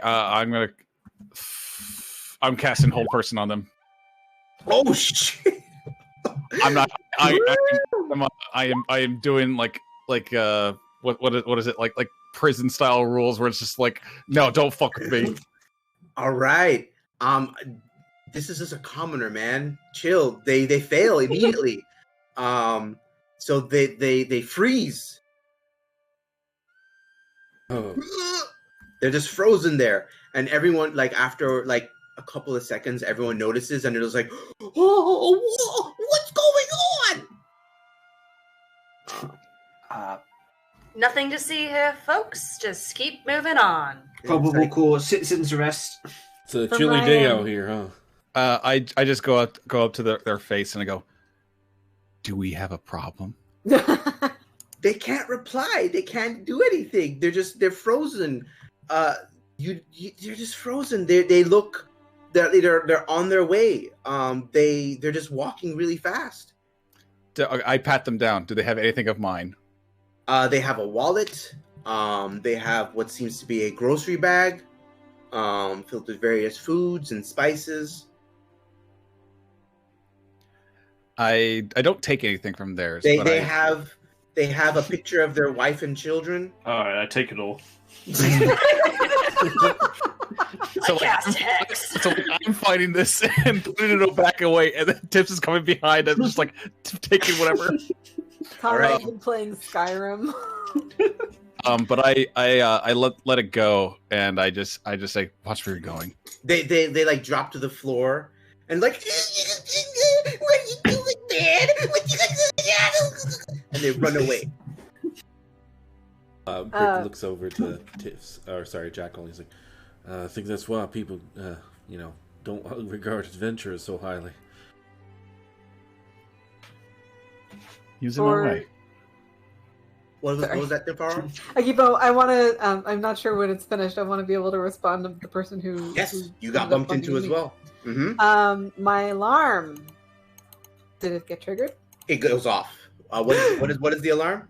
It goes, help! I'm being stolen. Yes, it goes off. Help! Okay. I'm being stolen. Which way is the voice going off in? Opposite of you. So this way, because you guys got bumped. So this way. And make a perception check. Okay. One sec. Oh no, not as good. 14. Yeah, you see the person who bumped into you, and they start to sprint. And when your alarm goes off, they throw your wallet, your purse, up in the air. And unfortunately, you don't see where it goes. How far away are they? Let's just say like 30 feet away. Oh, that's perfect. I Maytanned it. Woo! Perfect. I catch it in the air with Maytand. Yeah, just really quick, you catch it with your mage hand. Awesome. Just before it disappears into who knows where. Yeah, and it hovers back to you. Awesome. Or I mean, you pull it back in, I assume. So yeah, she's gonna bring it back to herself, and she's gonna go. Oh, I better find a better hiding place for that. As for the person, they're gone. You have no idea where they went. Whatever. I got my purse back. It's still going off, right? Doesn't that repeat? Yeah, it's repeating until you stop it, maybe. Just checking. Conceivable up to. Let's see. Yeah, just continually emits it. Nice. I think you can stop it and then restart it. I'll stop it and restart it. I'll set it back again, cool. and then I'm going to go ahead and tuck it somewhere else. All right. Yeah. Okay. Well, I'm glad I set that alarm. Yay, artificers! You guys keep going. I told you, City of Thieves. Everyone's out to get us. Yeah, right? The people who bumped into you, I suppose. Yeah, He gave I was that out to poor get man them. such a fright. He had a picture of his wife and kids. Man. Who cares? He'll probably sacrifice them. Oh. Ooh. Woo. Right. Elfire. Yeah, Elfire. 4 people bump into you simultaneously. Just boom, boom, boom, boom. Oh my god. Stunning strike on all of them. I'm kidding. Let's see. Roll initiative. Yeah, right? Nah. Elfire's not going to do anything about it. She'll probably, she might do, a general, insight check to see if anybody, stole her shit. Make a perception check. Just pat your body down, basically. 25, right? That's oh, wait, 18, sorry. Yeah, you, pat yourself down. You try and see, yeah, no, nothing was stolen from you. Yeah. People in this city are, probably clumsy or something. It's pretty crowded, though, isn't it? It's very crowded. Yeah. Yeah. It just so happens to people just bump into each other accidentally. So, it happens. Yeah. Start walking like I'm from Assassin's Creed or something through people. Avoiding. There's a haystack on the side. Yep. Right in. I swan dive. Just let the AI take you around the street a little bit. Yeah, exactly. But all right. And as you're about to approach, Brick, someone bumps into you as well. Oh, sorry there. Immediately, they go, "What the fuck?" As you turn around and you see this dude. He's got honey on his hands. Brick just kind of smiles. Well, I'll teach you to steal. He like looks at you and he just licks the honey, just out of spite. It's like, "Fuck you, man," and he goes on his way. I didn't catch that. Did you trap your purse with honey? Yeah, I had an alchemy jug and I filled it with oh, that's honey. great! I missed that. No, this is a whisper to Sean. So. Oh, okay, I love it. That's great. Good stuff. What the fuck? Brick just shrugs it off, like, enjoy. Yeah. Like just out of spite, he just eats the honey and he hurries away. That's I guess he's got sticky fingers, huh? You seem sweet on him, Brick. Oh man, all the lines, very good. It's like pickpocketing someone and finding a licked lollipop in it. Yep. The town is abuzz with thieves. Oh. You pushed it Very too far. busy around here. Oh man. All right. Any more? Anyone? Get out your system, guys. Only one per encounter. It seems like it's a buzz with activity. Hope that guy doesn't handle a baby and give it botulism. Wow. Okay. That's your idea of a joke. That's a deeper cut. Babies can't have honey because it'll give them botulism. Oh, it is. That's definitely a deeper cut. Yeah, a little on the dark side, but I like it. Now it kind of brings up a funny memory. Me and my friend, we didn't know exactly why you couldn't give babies honey, right? And we're like, I guess you just give baby honey, it explodes. Exactly. Basically, might as well. Baby converts it to nitroglycerin. Yeah, right. That sounds like a JoJo stand. Stealing it for my campaign. Bomb baby. Yeah, right? Turns honey into nitroglycerin. Damn. Jeez Louise. Oh, there's that one song from that was in Fallout. Atom Bomb Baby. Atom Bomb Baby. That would be it. I love that song. That's a good one. There's a band called Atomic Bitch Wax. That would probably work amazingly. Ooh. Yeah. Nice. But that said, after all that, you guys arrive at the White Lady Inn. This is a really nice inn. So like I guess this is to the table, to the players. Like this doesn't feel like a fantasy Renaissance. Like it doesn't feel like it's not like a medieval inn. It's more like a Renaissance era like hotel. Like it's nice. It's really nice. If that makes sense. Maybe it doesn't. Yeah. The building is made out of really good architecture. The furniture is fine.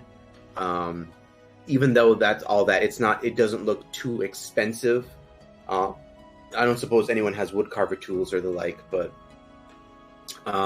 it's just really nice, and it's right on the lake. You can imagine it's a frozen lake right now, but you can imagine it would have a very nice lakefront view. Access to the ferry, it's right there. This is like the fucking Disney resorts of inns. Gee, that's all you have to say. There you go, The Shining. Yeah. Not as nice as The Shining, because The Shining has a very lovely bar. That's more like Dr. Sleep. Yeah, sure. Yeah. But yeah, takes place in the same place. This is a nice inn. Finally, somewhere place nice to sleep. Oh, nice. This is luxurious. I feel like I need better clothes being in here. You think they'll rob us here? Like, most definitely. Absolutely. Keep your wits about you. I mean, look at the marble floors. Of course they're going to rob us in here. It's going to be a custom mint pit stay here. Do you think they do those nice little mint pillows or mint chocolates? I think we might be far too north for that, but, there's always a chance. So is there an innkeeper of some kind? Absolutely. There is a concierge. Concierge. They are right in front of you. But I shouldn't say like they're to the right as you enter. Right in front of you is like glass doors viewing the lake. As I said, it's frozen. And you would see the ferry in the background. In the distance, I should say. It's right here, right? But nonetheless, it's a pretty nice view, given the conditions. Hello, dear. How much are rooms for a night? 50 gold per person. That's real robbery. I mean, I guess we could afford it, but what was the other place that they recommended? Well, the other place was a tavern. It wasn't necessarily. There's no other inn. Let's see. Tutor, roll a history check for me. Okay, here. One second. Sorry, I'm doing it on Tyura, but I mean, my history is ridiculous. Yeah. So Tyura, you know that East Haven specifically only has the White Lady Inn as an inn for the sole purpose of milking that gold. It is expensive. It is nice, yes, but it is expensive. Your only other option would be sleeping on the ground. So they have Monopoly. Yeah, wow. it's a monopoly. Absolutely. There's no antitrust laws in the city of thieves. Why am I not surprised? Is there anyone I could talk to about maybe doing a little bit of performance and sprucing up the place a little bit for the night? Concierge. I'll say it's a. Don't make me say, let me speak to your manager, please. Please don't. Especially they if the raise white an lady eyebrow and they say, I would have to speak to my manager. No! No, it's okay. The person said that they'll speak to their manager, not you. It's all right. Right. They will. They're not gonna bring see. Just trying to work my background in there. Some sort of deal. So they just go to the back, behind the door, the back, quote unquote, the magical place, and they come out like 2 minutes later, and they say, the manager said they will be happy to permit some form of performance, provided you display your bard certificate from, I'm sure, a credible college. I assume Everwinter? My what?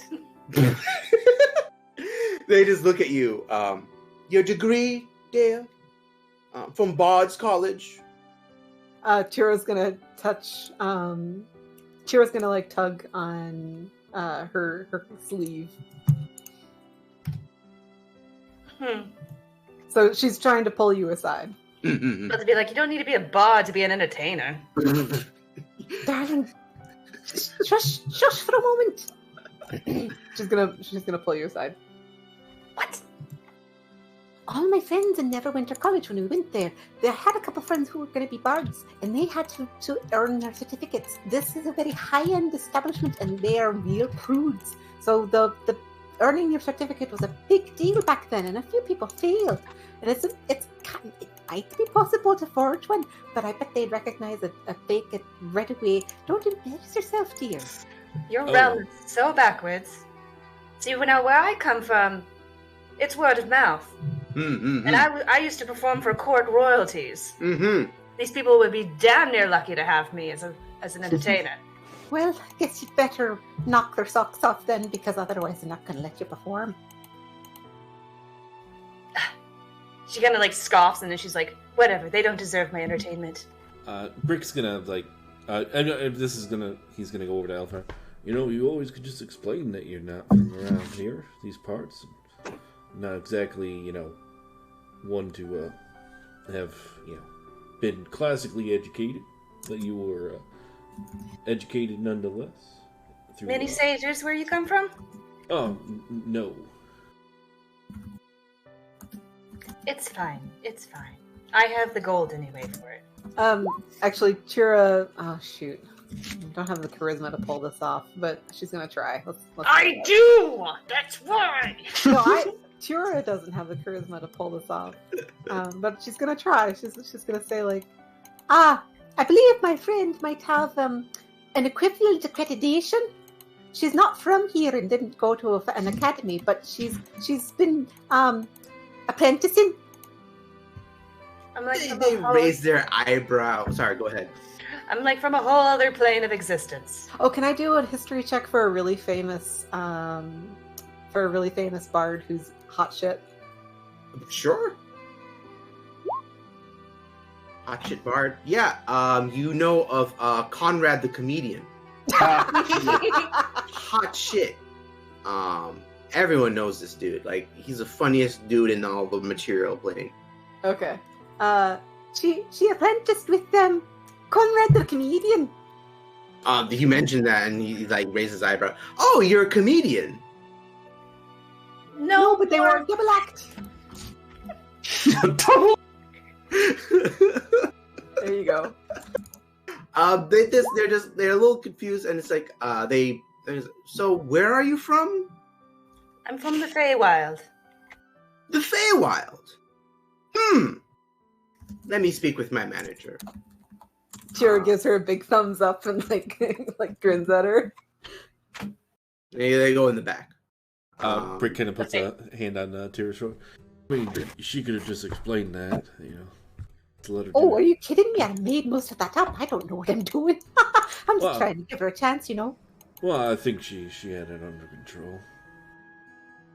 Oh, I do not have it under control. Yeah, they definitely look like they were going to say no to her and she was going to have to pay. So Tyura was just pulling that out of her ass. Let's find out how it works.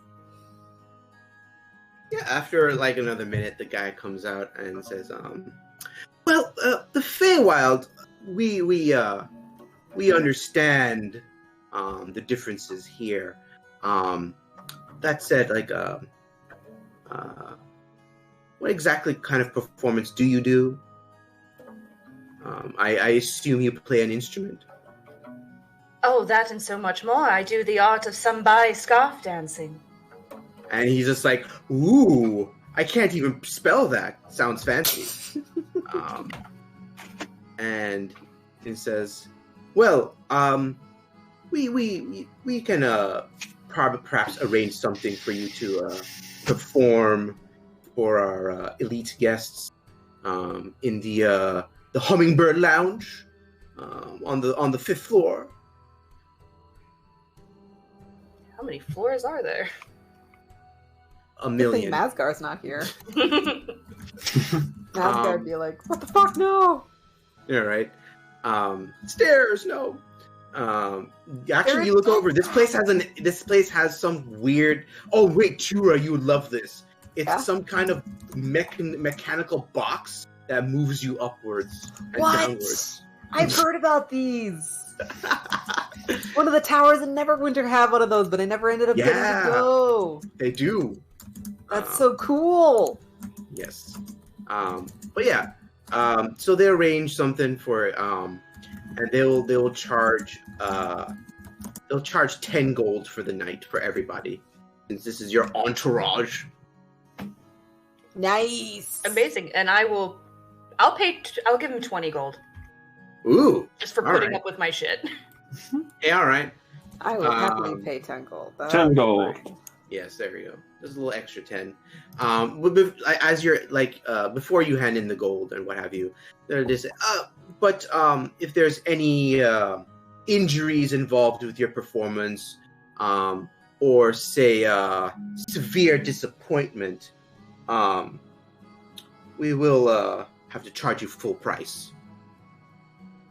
I can absolutely understand. And at the words of disappointment, can I make a deception check to keep face and not? No. Yeah, sure. Deception. I'll say deception works for that. 9. She's visibly that hit a nerve. Yeah. You start to sweat. You're sweating bullets. He notices, but you can tell that this guy doesn't care. He's a fucking concierge, man. He's just like he just tells you, he like collects the gold from everybody and just says, best of luck. Much appreciated. Yeah. With that, everyone please minus 10. Elfire, since you're getting 20, go ahead and minus 20. But yeah, you get the room for the night. Elfire, you will perform tonight. We'll say you get your rest in. And you'll do that. I don't know, does everyone want to see Elfire's performance? Yeah. Before then, Yes. I wanted to just like ask Elfire while I guess, did we go to our room just to? Yeah, everyone. Okay. So everyone has their own room. Nice. Okay. Every room comes with its own bathroom, and balcony. You guys don't get the lake view. You get the city view. You guys are all on the 3rd floor, except for Tiffs. Tiffs is on the 4th floor for some reason. Did we get to use no the room. mechanical box that moves people up and down levels? Of course you can. So Tyura's like squeeing in glee, babbling on and on about how Neverwinter Academy had one of these and how it's so cool that they have that. It's worth the price of admission just to ride one of those things. And then she starts talking about all the potential safety hazards that they might have and how they don't have safety measures worked out just yet, but she's had some ideas, and she starts making you guys nervous about how dangerous they clearly are. Elfire's like in a corner, like just trying to do steady monk breathing, like. She's talking about like, oh, and if this happens, then it immediately snaps and the cables break, and then it immediately falls, and then it's like if it's any higher than 5 floors, it immediately dies. I really don't like death beyond my control, so can we just hurry up, please? There you go. It's a slow elevator too. It like takes like a good 20 seconds between each floor. Oh, nice. One of those. Yeah. So I just wanted to ask Elfire, and it definitely has elevator music. Sorry. Why didn't you just charm them or something? I was trying to with my personality. No, I mean, with magic. I don't have that kind. Not like you. I just glare at her, studying to see if she's telling the truth or not. Sure. Yeah, you don't need to make a check. Like, you can tell that Elfire is telling the truth here, right? So. I mean, if you would like me to put the charm on you, I can. Woo! And I give her a wink. Woo. I bare my teeth at that, and I turn away fast. Yeah. Gross. Faye is flirting with me. Well, more like I'm still distrustful. Mm-hmm. Yeah. You have good. Jackal has good reason to be distrustful. So that happened. Woo. Does Jackal attend the performance tonight? Definitely not. Nah. All right. I still don't trust like that. So Ooh. yeah, I don't know if like her I could bewitch them. Yeah, her Faye music being bewitching. Yeah. There you go. All right. But yeah, everyone else, you head over there and whatever. Elfire, you set up. So the stage is a very, very simple stage. It's meant just for like playing the violin or something. You unfortunately won't be able to go all out with your the silk dancing. Yeah, the one that's in the air and stuff. You can definitely use your ribbons or whatever. Yeah. But obviously you can't do the like the hanging from the stuff and whatever. That said, you have a little bit of a crowd. I would say definitely at least 20 people who are showing up to see you. All right. Let's see if I biff this. Make lit. You can choose to either use performance or roll the instrument. You should have proficiency in that anyway. So with charisma, obviously. So whichever you prefer. Ooh. Hey, all right, 19. Hey, that's really good. I was waiting for the one. Oh, you know what? I'm gonna give I'm gonna give Elfire guidance for that. All right, roll the 1d4. 'Cause she's absolutely gonna show up and cheer her on and give her that. All right, that's something. Nice. Hey, it's a 20. Flat 20, dirty 20. Gentlemen's. Yeah. Gentleman's 30, 20. I like that. Yeah, you definitely impress the crowd. They all, yes, they'll clap. A couple of people, you can tell it's a mixed crowd of different classes. So you have some like fancy people in the front, they got a monocle, that kind of fancy. Capitalists. Yes, this is quite exquisite. I can appreciate this art from the Feywild. I can tell it's from the steely court. You have some people in the back says, I like what coral ribbons she used. They were really pretty. A couple of them put some donations in like the ones in the back particularly. They come up stage and like they put some gold in front on the stage for you. Total of 30 gold on the stage. Yeah.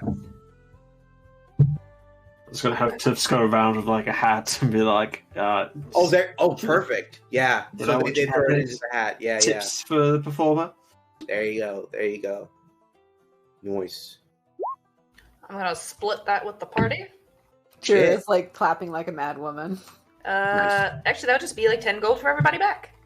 Nice. Oh wait, no, 5 gold for everybody. Oh. 30. Yeah, 30 divided by 7. Is it 7? Wait, 1, 2, 3, 4, 5, 6. That's not quite. So yes, 5 gold for everybody. Mm-hmm. As your manager, I should get a free license. Oh man. I mean, Tiffs, like the gears are turning in Tiffs' head. You can make some money off of this lady. She doesn't know what this place is. I wonder what the entire party is good at. Right? Is Elfire going to share with Jackal if Jackal's not there? Oh, good question. Yeah. She'll give it to Thoria, and I don't think she quite trusts me yet. I don't think she trusts me, honestly. I don't think she trusts anybody. But, I'll try. If she asks where it's from, just say you found it or something. Okay. Oh, I just feel something good. That was so impressive. That was beautiful. I don't think I've ever seen anything like it. It was so exotic. Is that a Feywild thing? Yes, I wasn't kidding when I said I performed for royal courts before. Whoa. I'm honored. It was so beautiful. I'm so happy I got to see it. Nice.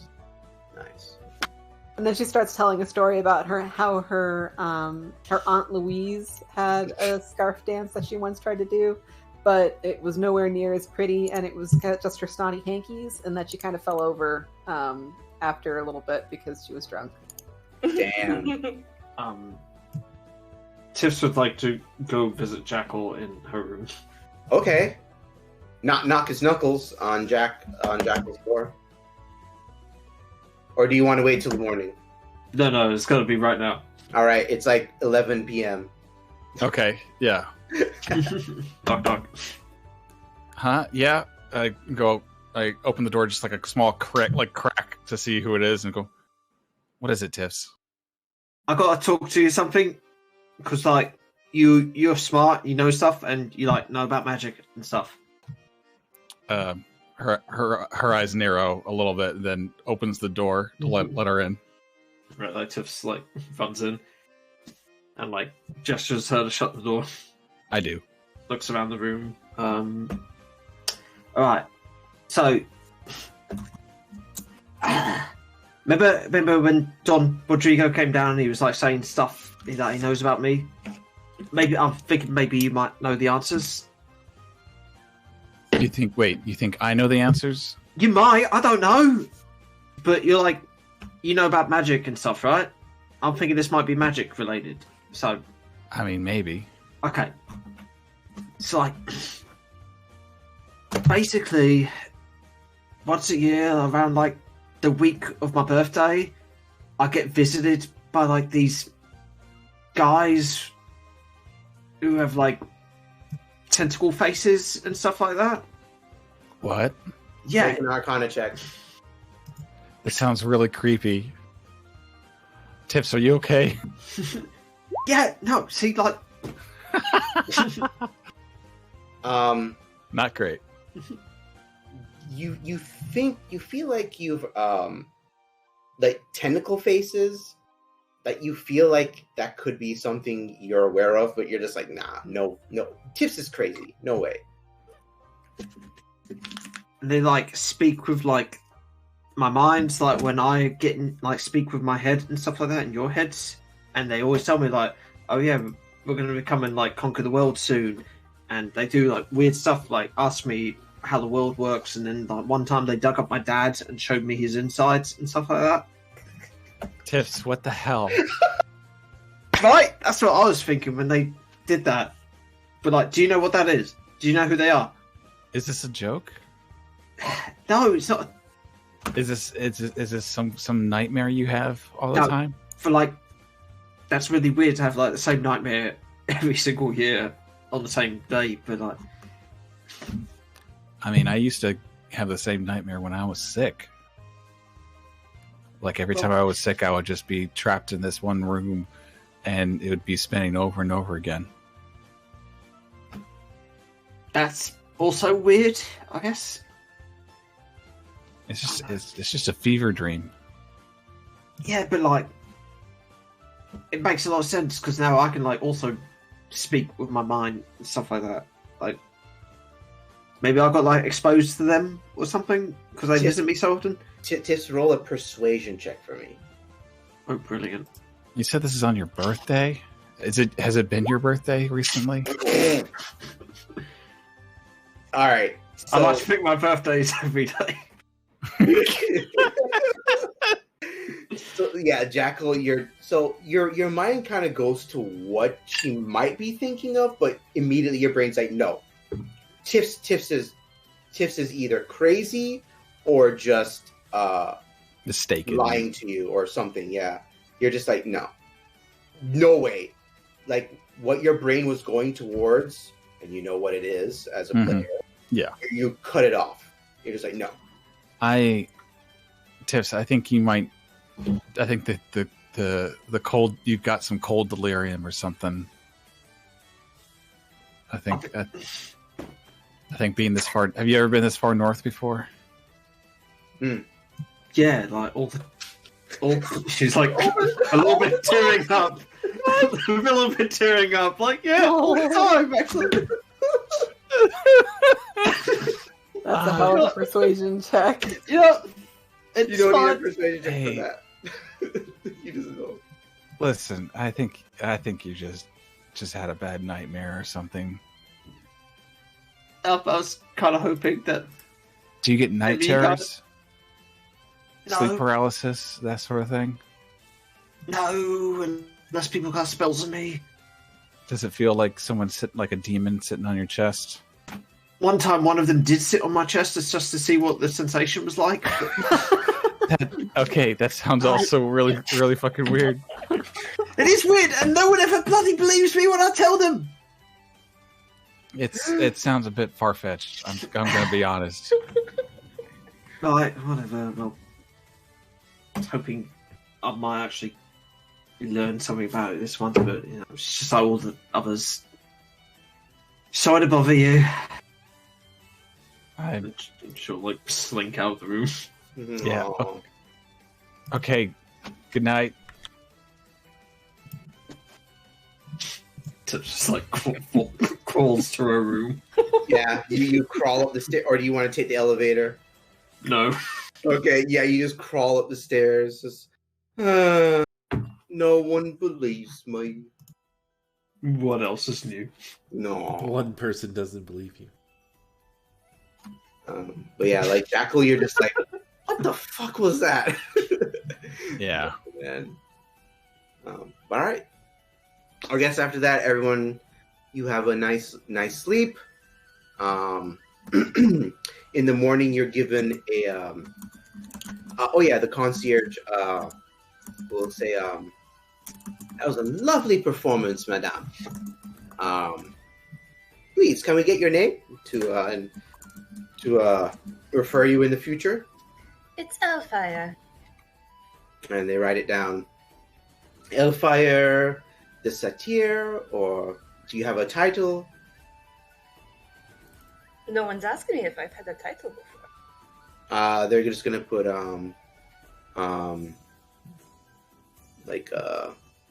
the Fey Wild Dancer. There you go. The Man Spider. That's my new RP goal. Come up with a title. Right? Oh hey, yeah. Quest unlocked. But yeah, for now they just put down the Fey Wild Dancer. Other than that, they all give you guys meal tickets for the wet trout. They have a deal with the wet trout. You can get one free meal. Continental breakfast? Maybe. On the other side of town? On the other side of town. Who knows what it is? Maybe you'll get excited for a continental breakfast. I'm thinking of Key and Peele. Yeah, me too. I love eating continent. That's their best sketch. Yeah, it's one of their best. And the acapella group one. Oh man. Not a fork, not a spoon, something in between. He's just so excited for something so stupid. I'll have what I'm having. All right. Let's take a little break, 2 minutes. Okay. And we'll be back. Sounds good.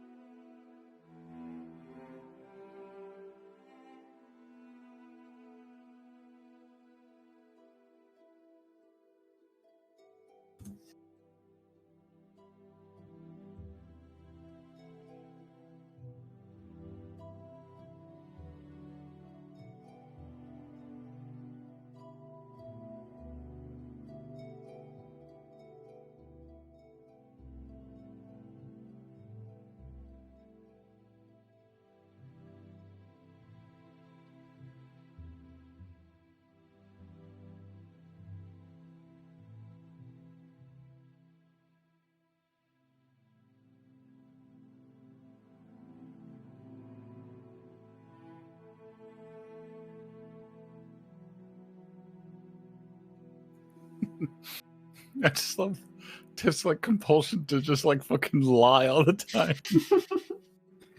Yeah, all the fucking time. Why not? Have you ever watched The In-Betweeners at all? I have not. Okay. Tiffs was inspired by like two of the main characters. One of them, Jay, does lie about everything all the time to make themselves seem cooler. And the other one, Neil, was just an idiot.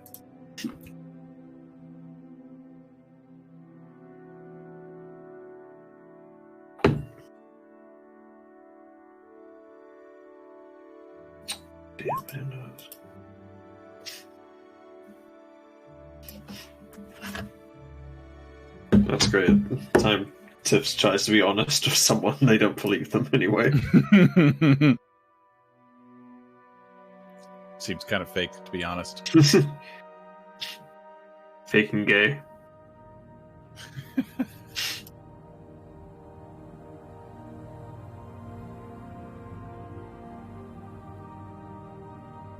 I wish I was that good at RP.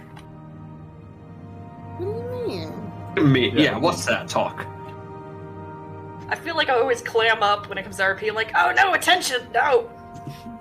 Well, I know for a fact that I always feel like I stumble over myself, and then I listen to my recording back, I'm like, oh, that wasn't so bad. I felt much shittier than it actually came out.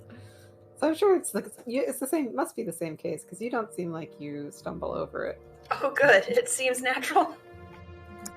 Well, your characters seem to have a little bit of a nervous energy about them. There is a little bit of backstory in that. But it's like that could be part of it. It doesn't have to be everybody's perfect. Like, she loves to perform, but she's always got the anxiety, like, don't fuck it up, don't fuck That's it up. just real life. That's true. She's got the imposter syndrome going on. Apparently bad shit happens when you fuck it up. A couple of weeks ago, I had to do a sort of talent show, and I tried playing my bass while also telling the story of the creation of Power Rangers. I could just not play bass for the life of me in front of this audience, but I was playing so badly that it was funny, and I worked that into my favor. So there's always a way to turn a bad performance into a good one. Hey, you just gotta be entertaining. Exactly. You don't have to be skilled. You just gotta give them a good time. Haha. It was great later, because part of the talent show was that you got assigned to do a random talent at the end too, and I had to do stand-up for the first time in my life. Conrad the comedian! Yeah, I do improv, but I've never done stand-up, so that was extra weird for me. But I managed to tie in my bad bass playing into a joke. Nice. Mm-hmm. That's pretty cool. Stand-up is nerve-wracking. I would never recommend it. It seems like it might be terrifying. Yeah.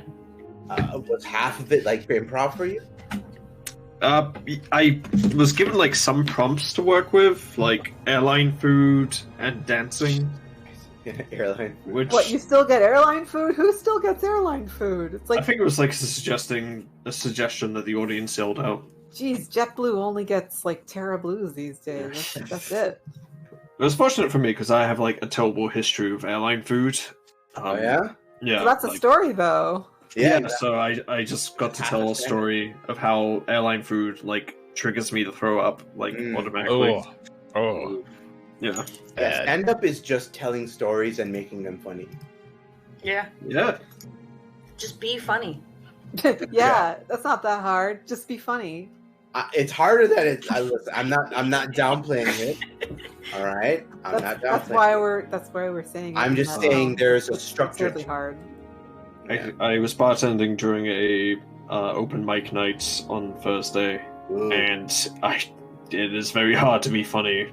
Some people come up with jokes that they think are funny. Right. I'll tell them, and it will get like no reception whatsoever. Mhm. So I know what's a very important part is knowing your audience. Yeah. You have to So know your maybe don't tell an abortion joke in Green Bay, Wisconsin, which is like mostly a red area.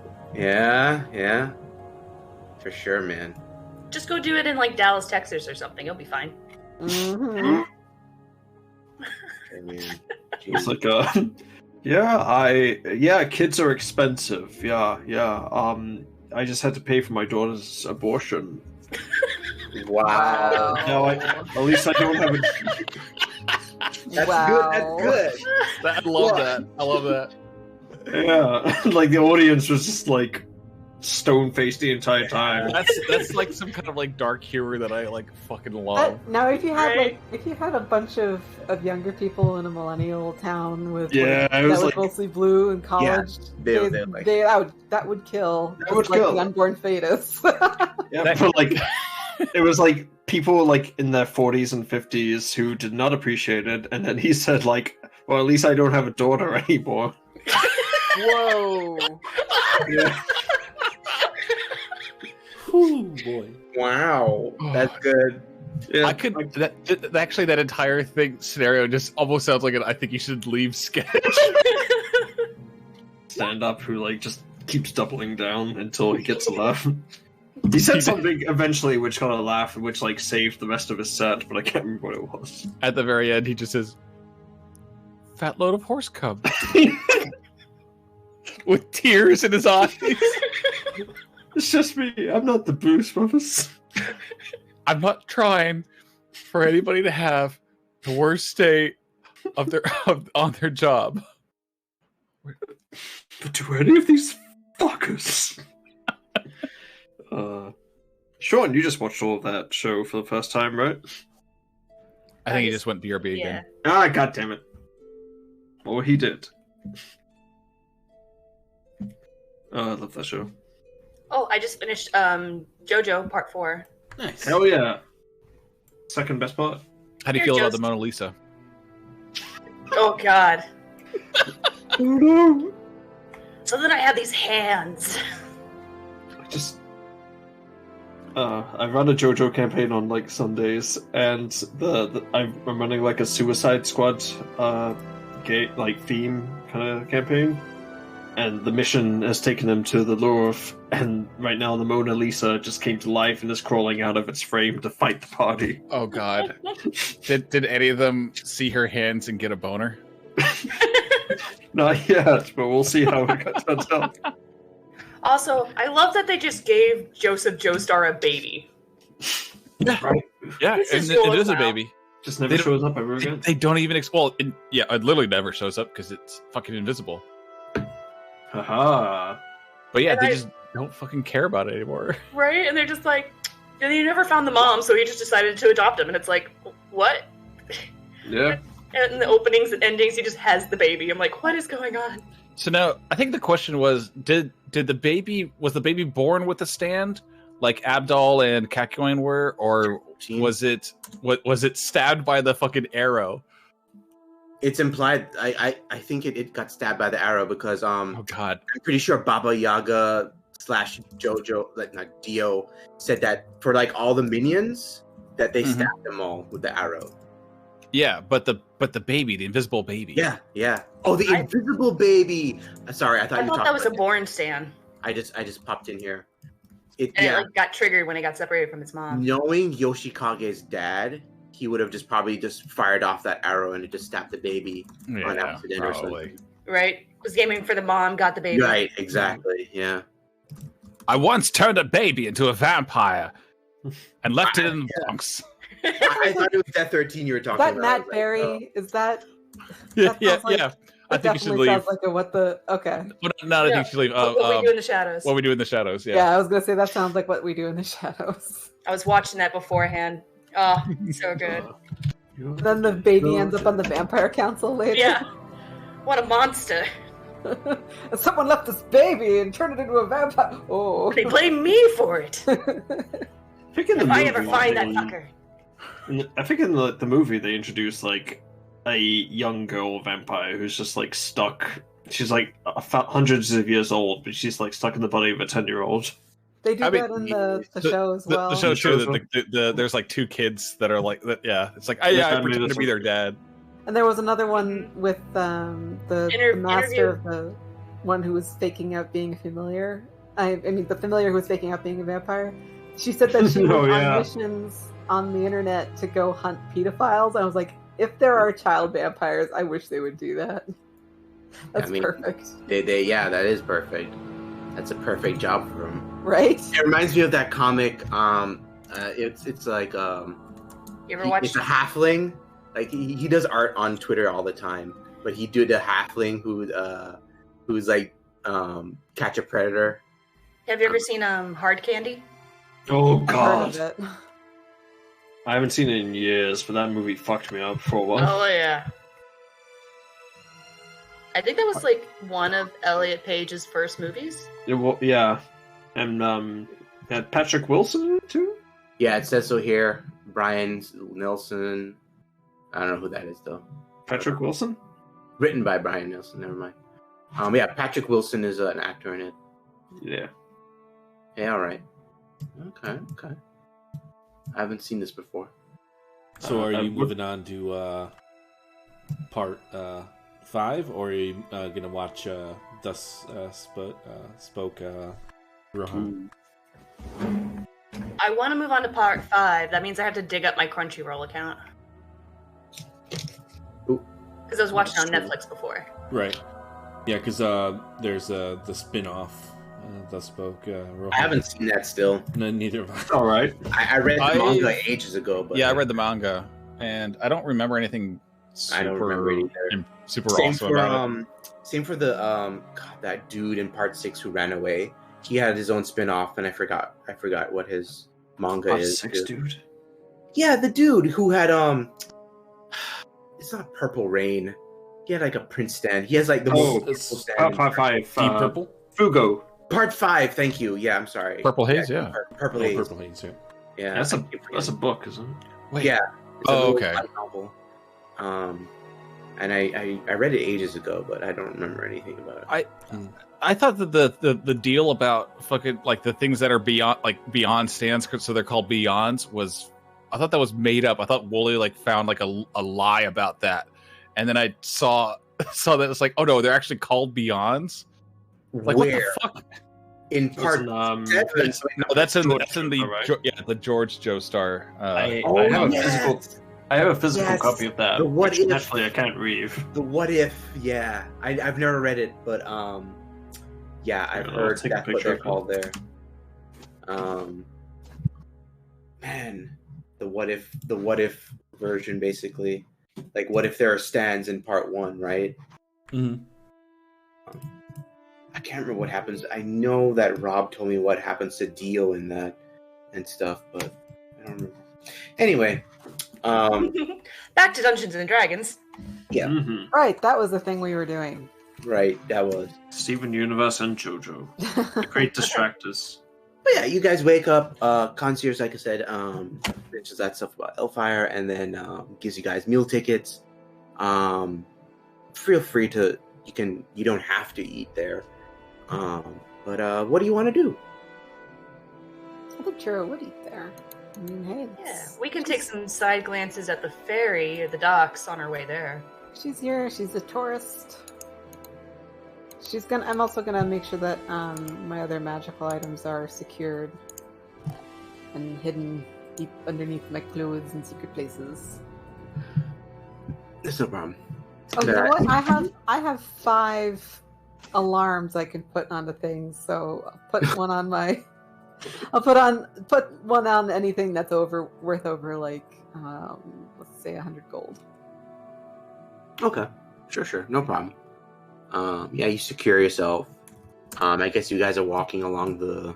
Oh, is it called the coast? I did want to mention. We did a long rest, right? Yeah. So I seem to have a free infusion. Okay. So anybody who might want a thing like a bag of holding or goggles of night. The Babadook. Yeah, I know the bag man. yeah, I've got a few options. I can make like an alchemy jug. I can do captive water breathing, ripple climbing, sending stones. I guess I could have made the wand of secrets with that. Oh well, I bought it so I can have an infusion. I thought for the replicate magic item infusion, you have to pick one. Do I have to? Let me just double check.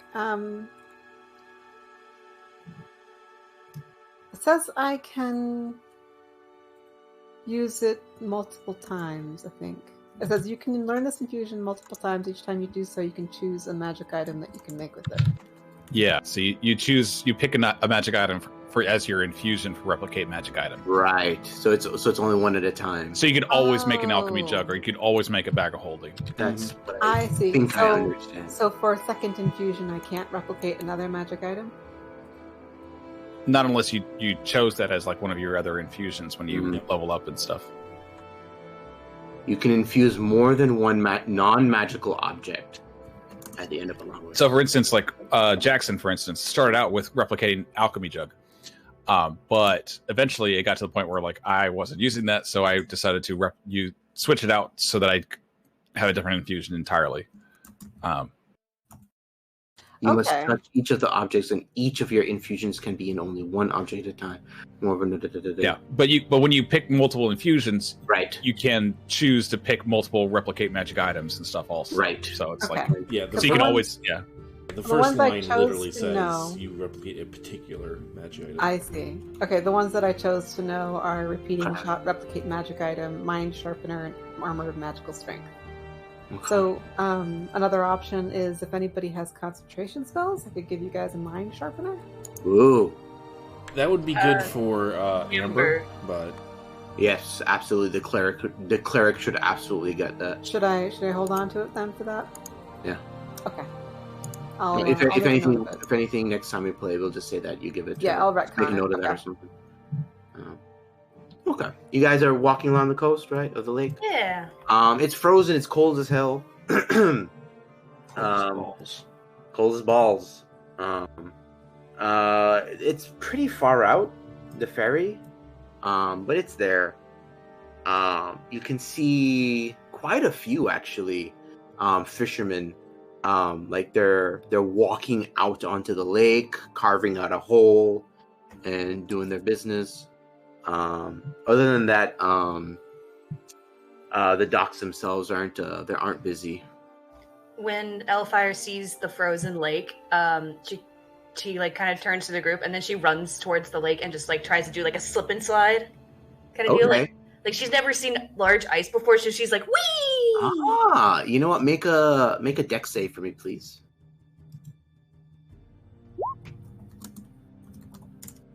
Well, you definitely go wee, I guess. You slip, you fall, and just you slide across. Just laughing the entire way as she like spins in circles like a turtle on an upside down back.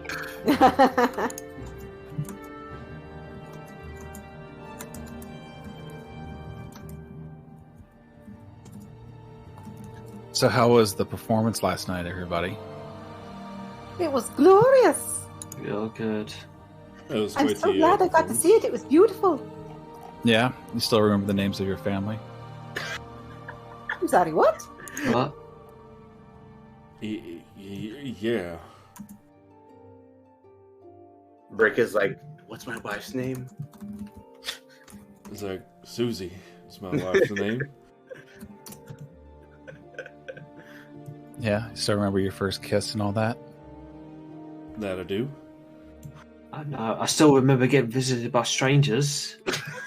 It does like a jeer face. Was this a recent event? Oh, just ignore Tiffs. She's lying again. No. I'm just gonna insight Tiffs. Yeah, I was thinking about maybe doing that too. Tiffs is crying on the spot. Tiffs is crying on the spot. So Brick, like you can see this emotion behind Tiffs's expression. Like Tiffs is telling the truth, man. Like you don't like you don't know what the fuck is going on, what she means by strangers visiting her, but you know she's telling the truth. You can feel it in your bones. Yeah, Brick kind of moves up to Tiffs. And he kind of leans down and says, "Has someone bothered you, Tiffs?" He puts like a calming hand on your shoulder. Like, Yeah. I think Tiffs is going to do the psychic whispers. Okay. Yeah. Boop. And be like, start telling Jackal, because I think she might know, because she knows magic stuff, but every year, my birthday, these tentacle-faced guys come and visit me, and they tell me, like, weird things, and they tell me, like, they're gonna come and conquer the world, and they do other stuff, and I don't know. Are you proficient in Arcana, Brick? no. Then But he's gonna look back to Tyura. Tyura, do you know anything about tentacle-faced people? Tyura, make an Arcana check. Why'd you ask about that? Let me think. Oh wait, you said Arcana. Sorry. Can we use our roll? Because that's pretty awesome. The intelligence, you're proficient in Arcana, right? I'm proficient It's in the both. same So roll. the same modifier. So your tentacle-faced people, immediately you're like, Birdie, Jesus. you're like, your brain just goes, you mean illithids? Yeah. Okay. AKA mind flayers? Okay. She's gonna go like, what? What made you think of illithids? What are those? Oh, they're mind flayers. They're bad news. Very psychic dudes.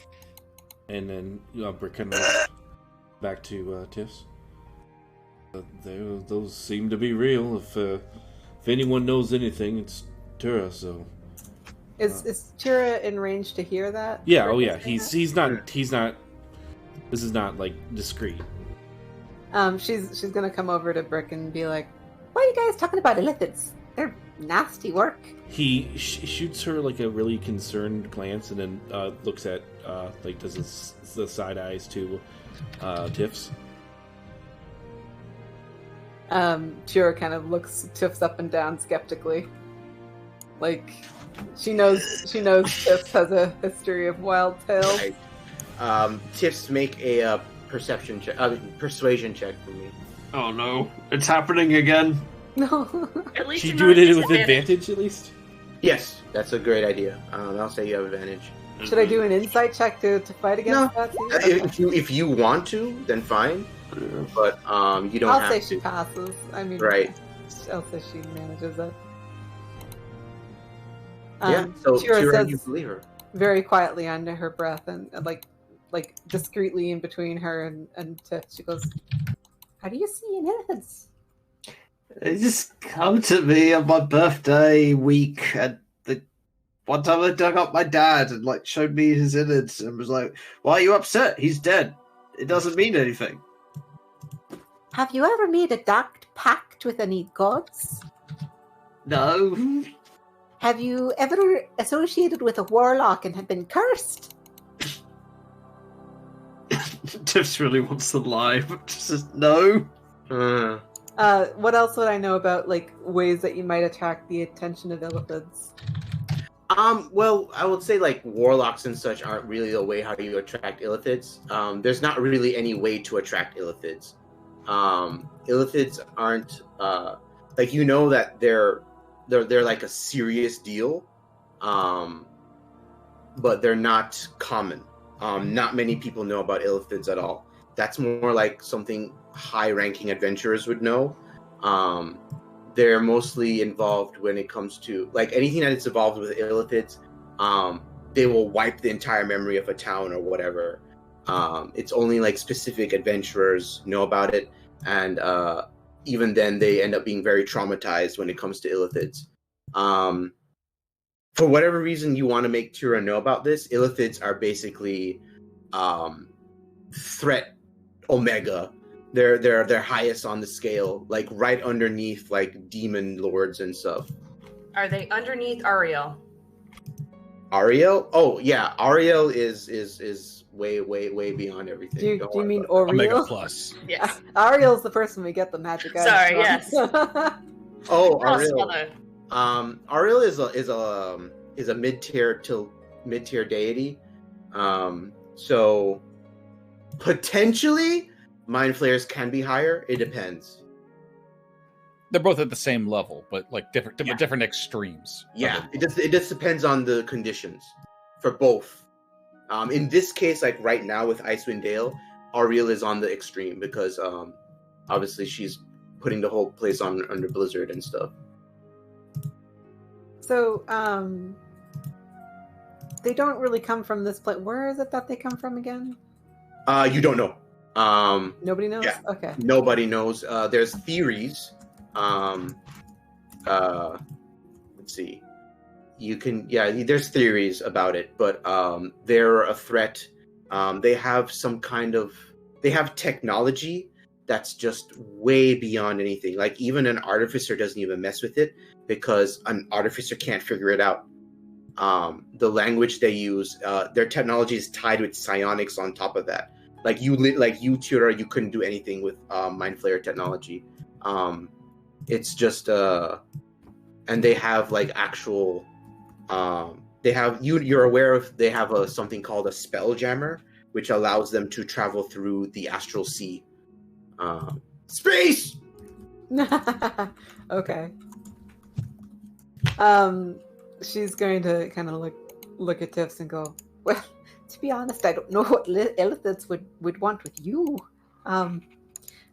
They don't normally leave people intact. If you get their attention, you know what I mean? Oh, and you can find them sometimes in the Underdark. Have you spent much time in the Underdark? Again, Tiffs really wants to lie and say yes, but she says no. Where did you say you were from again? God damn it, what's it called? Ocean Shore? Ocean Shore, yeah. AKA The Waterdeep. Waterdeep, yeah. Do we know that Ocean Shore has the same kind of like layout as like Waterdeep, where it has like the access to the Under Mountain? The Undermountain is at the Mad Mage place. Yeah. That's not in my setting, so that's not in Waterdeep. Okay, just one. Waterdeep, like as far as I know about Waterdeep, they have like nobles with masks and shit. If you want that, sure, but I'm not allowing the Mad Mage is not in my campaign as far as you're concerned. Well, I'm going to still do it like a history on Sure. Like Tiffs, what do you want Ocean Shore to be like? Like you want it to be like lots of criminal stuff in there, right? I just basically want to be like Waterdeep, but your setting. What about Waterdeep? What about like you tell me? Rime-ridden hellhole and dick-ass nobles on the top, maybe. Metropolis, right. large city. So there's a large Gotham City. There's a large class gap, right? Gotham City. That's a good. Gotham City's good, okay. That's a good description. And whatever Xanathar equivalent there is. I'll say Xanathar's in. Crime Lord, Kingpin. There's a Kingpin, but I'm gonna say like none of you know about Xanathar. He's top secret. So there's Kingpins and what have you. And there's definitely multiple cities like that. So Ocean Shore can very much exist on its own thing. So, Tyura is going to tell Tiffs that next time she has one of these dreams that she should write down exactly what happens in it. It's not a dream, but okay. Wait, And, you all aren't seriously believing this, are you? Tyura Her fear turns is to Jackal. genuine, Jackal. Tyura turns to Jackal and says, she's talking about Illithids. And you know, I had to find some serious, like, old apocryphal items on the Illithids. That's not something that just anybody knows. I'm sorry. But she could just be making it up. I'm telling you, Illithids are real, and what she's describing is the kind of shit they get up to. Now, I don't understand or know why they might be interfering with her pain, but you know what? I believe her. I point to the docks. Any one of these fishermen could just tie a squid to their face and pretend to harass her. Why would they travel all the way down to Ocean Deep? Ocean Shore.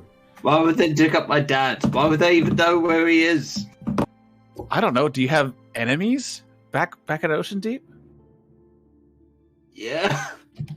Wow. Would any of them ever stoop so low as to dig up your dad to scare you? How would they even know who my dad is? But why wouldn't they? I don't know. Well, frankly, Jackal, you can believe what you want, but I believe Tiffs. And I think next time it happens, we should try and find out as much as we can about it. Please do write things down and we'll try to talk it out. Okay. And write down whatever you remember. I'll go over it with you, too, to see if it's anything that rings a bell, okay? Tiffs keeps saying that she's been here before. To here. Yeah, I know she lies, but this is an odd thing. This is something different. I can tell by the way, the concern in her eyes. It's, as a parent, when you kind of get that reading, that's, it's legitimate. Plus, Don Rodrigo knew about it. What? He didn't say anything. He just has secrets. Yeah, that's the secret. Why would he know about that? It's weird. But secrets could be anything. It could be like, what's your favorite food? Oh, Why that's would not that be a secret? I love custard. I don't know. Maybe you're ashamed of it? No, custard's fantastic. Chicken's pretty normal. What? You guys chicken? Out of nowhere, a snowball just kind of goes over the group as you guys are conversing, and you look and you notice Elfire threw a snowball. Oh, well, I think we've, Brick's kind of grabs, into snow and ice and whatnot, and he's just, big handful, and just, tries to pack it and just toss it back at her. What? I was about to be like, what are you losers talking about? Squids. We're just, addressing some concerns. Should we, move on? We can, just let us know if they show up again, Tiffs. Yeah, hold on. Elfire walks back up. What's a squid? Tyura's going to start sketching one for her. Ooh. Yeah, you draw a little squid. It looks like this. Squids are subterranean creatures. I mean, no, sorry. Subterranean? Yeah. Oh my! You know what? Roll a nature check. Oh no! I meant to say subaquatic. I don't know squids very well. They live underground. You're going with subterranean. Yeah. You know what a squid looks like. You just have no idea about their actual habitat. Underwater is the same as underground. Yeah, sure. It's something. Your brain was on illithids, and you thought Underdark, and so underground. So that literally was what I was Fire's thinking. I was thinking illithids are subterranean, so my mouth was still thinking subterranean. But that's what she's gonna say. She's gonna say they're subterranean. Elfire's just believing everything. Right. But I got the sketch right. That's what's important. Yep. You made sure it's 10 tentacles, right? Yeah, 10. The two of them are more like arms. Yeah. So yeah, you got it. All right. As you guys are proceeding, you hear some commotion by the town hall. You hear an individual say, "Please, I have to speak to the speaker." That's what I had to do. And then you hear someone say, "We don't want your kind around here. Go on, get back to your quarter." Do we see anything? You have to walk down the street a little bit closer to the town hall to see anything. But you can hear it in the distance because it's rather loud. Should we investigate? Or? Elfire just takes a hook right and starts walking towards it. Oh, it's on the way to breakfast. Fair enough. You see, an individual with let's see, what should I have him? Their left arm, both of their arms are snakes. And they're trying to converse with the town hall guards, and it looks they don't even look like guards. They just look like common folk.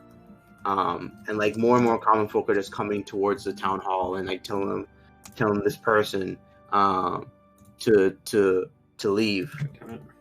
What, you said something, Conrad? Nope, never mind. Brick's gonna take the initiative and sort of walk up to them. I'm beside Brick. Oh, excuse me. Is there an issue? He looks over you. He looks at you in a little.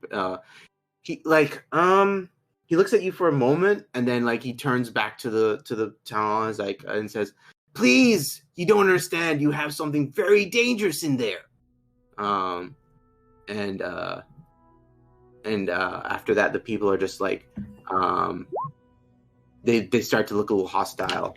And with that, he steps back and he looks at you guys. And let's see. What do they have in there? Sorry, what? Oh, I was going to ask him what do they have in there? And he says, they have a statue and it's not good. And he kind of looks and he's like, besides that, it's even worse. There's a lot of things gonna happen to Icewind Dale. And he kind of looks at you guys for a moment, like he's like scanning you. You can tell, like, let's see, like he's just looking at your uniforms. He looks like, but it doesn't seem like he's seeing what he needs to see. And what exactly is wrong with this statue? And he's like, I can't talk about it in public. I just he like looks at you guys and see, make a persuasion check for me, Brick.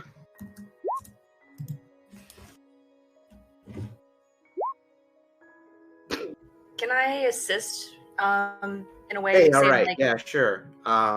If you don't tell us what's going on in there, we cannot help. You can make your own persuasion check. Yeah, I think you should roll better. Yeah. Hey, I got it. It's 19. He looks at you guys and says, "Well, I wish you were the destined ones, but you're a group of adventurers, right?" At times. And he kind of frowns at that. He's not sure if he can trust you guys, given that comment. What you need getting done? No. And he's just like, "Look, Icewind Dale." He's like, "East Haven, Icewind Dale. Everything's in danger. There's a lot of things going on." Oh, we know. We're working on it ourselves. Are you talking about the Frost Maiden? And he shakes his head. Ariel's nothing. Are you talking about the Stormblights? This guy said Oriel's name. Yeah, Sunlights. Sunblights. He did not say Ariel's name. Oh, okay. You said Elfire Oriel's did. nothing. He just said she's nothing. Okay. And he says, it has to do with them, yes, but they're not the real threat. It's what's controlling them. What's controlling them? And he looks around and says, I can't talk about that here. Does it start? Is it a particular stone? And he looks at you and he's like, "Wait, you mean like Charlene? No, that's part of the whole scheme, but no, this thing's." He's like looking around. Maybe we should talk somewhere else. Listen, if you want to, you can come to where the Yuan-Ti live. And with that, he just runs off. What's your name? Shit. Oh, I don't know if I want to go where the Yuan-Ti live. That poisonous drug they do. It's gonna be hell. I'm willing to take my chances. Drugs? Can we borrow like Amber as a character and just say that Amber would be able to help us out by avoiding poison clouds? Avoiding poison clouds? With detect I don't know what poison? you would do. Huh? With detect poison? Oh, detect poison? Well, I know for sure she doesn't have that prepared. Right, but we've had a long rest. Yes, I would assume that Chuck would put that on. Yeah, because if we took a long rest, that was one of the reasons why I wanted to talk about that before we did. Yeah, I can assume they would they would do that. I would definitely assume Chuck would do that. Yay! But that said, you guys can choose what you want to do, but let's end the session here. Okay. Okay. Just realized the time. Sorry. That's okay. All right. That's all right. That's okay. We wandered a lot today. Yeah. That was fun. It's fun. Yeah, I had fun. Sometimes it's fun to just like hang out. I like the idea of us all yelling, and then Elfire is just like, "Hey, what the fuck are you guys talking about?" Right. Nothing. Nothing. That's why I'm just like messaging Sean on the side, like, can I just throw a snowball? Oh, okay. I was wondering if that was just Sean saying that. So I'm glad it was. Yeah, okay, that makes sense. Maybe Yeah, no, I wouldn't take control of someone like that. So maybe we should take contact Ariel and get a necklace of adaptation. necklace of adaptation. What's It that? allows you to you get advantage on saving throws against harmful gases and vapors. Oh, Inhaled yeah. poisons and breath of certain dragons. I will say, like, your advantage won't save you really, because like Osra, like, I can't stress enough how lethal it is. It's meant for immune to poison only. Yeah, I mean this specifically calls out like this protects you or helps against like cloud kill, for example. So it's an advantage, and that's nice. Yeah. But just be aware, like, that's not going to count you as immune. Right. What was the DC save for that? I know it was 22, but 22. was it con save? Con save, yes. Yeah. You fail, no. you die. Oh no! Yeah, there you go. You're dead. It's very, very, very, very lethal. Specifically lethal. Mm-hmm. You take it 5 times, you die. There you go. I'd have to roll a natural 20. I don't think just to make sure you know as well. I don't know. For some reason, like big explanation of it. Like, I was thinking of the bizarre drug from Alien Private Eye. I don't know what that is. Alien Private Eye. So it was a best of the worst episode where they're talking about this one drug. It's better than sex, but like every time they take it, they have like this horrible, like, they like grip their head and they're like, ah, like it's like the worst headache ever. That sounds funny. And it's like if you take it 5 times, you die, but you can take it up to 5 times. Wow. But don't take it like, and if you take it 3 times, you're hooked for life. Jesus. It's Christ. like, it's like so fucking weird. That's so specific. In a movie called Alien Private Eye, it is already weird and like seems weirdly out of place. Mm-hmm. Super specific. Also, the bad guy in that worships Hitler. Well, okay. who is also an alien on Earth. Of course. By JoJo standards, they murder dogs. Yep. Yes. Only Hitler would only an alien would have that kind of mustache. So yes, I believe it. Jeez. But yeah. No, it's just a very, very powerful hallucinogenic and painkiller. Mm. So that's why it causes paralysis. Yeah. You can sense our hesitation with running in there. Absolutely. Yep. Just to specify, like, it's not like the whole place is gassed up with it. Yeah. Yeah. It's just like we would have. I'm pretty sure if we're out in the open, we're not going to just immediately die. Right. So if we go to a not house, like that. It's not like the place is gassed. It's like I mean, you're gonna find there's like it's specifically called Osra shacks, right? Yeah, like an opium den. Yeah, exactly. Like there might be a house around there, and it's only if you go in there This is why, like, detect poison and disease is perfect, because it's within 30 feet and you can sense it if it's not blocked by 1 foot of stone. Mm-hmm. How long does that last? An hour?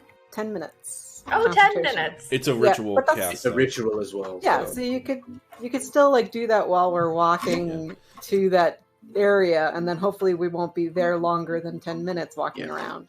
And also, like, I think I mentioned it, or maybe I didn't. But like it's like the smell of Ostra, you can usually find it on certain yuan tea.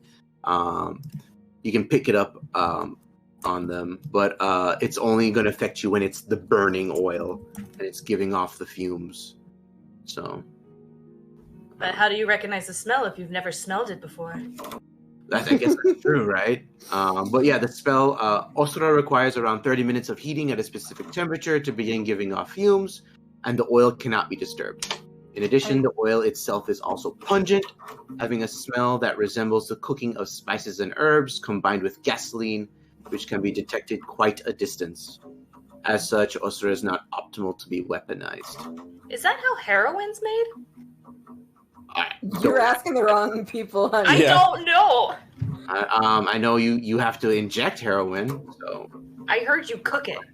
I don't know what that means. Not that I... Oh yeah, wait. For heroin, yeah, you can technically smoke it, right? You can put it in the food. The opium balls. Yeah, like you can technically do it that way. But I'm looking at what I saw on TV. Jesse, we have to cook. I know. Yeah, Jesse, we have to cook, exactly, yeah. But what Sam said reminded me of a cute thing that happened recently.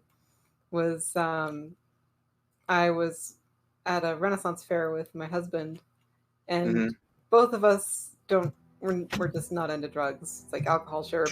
But we've never smoked weed.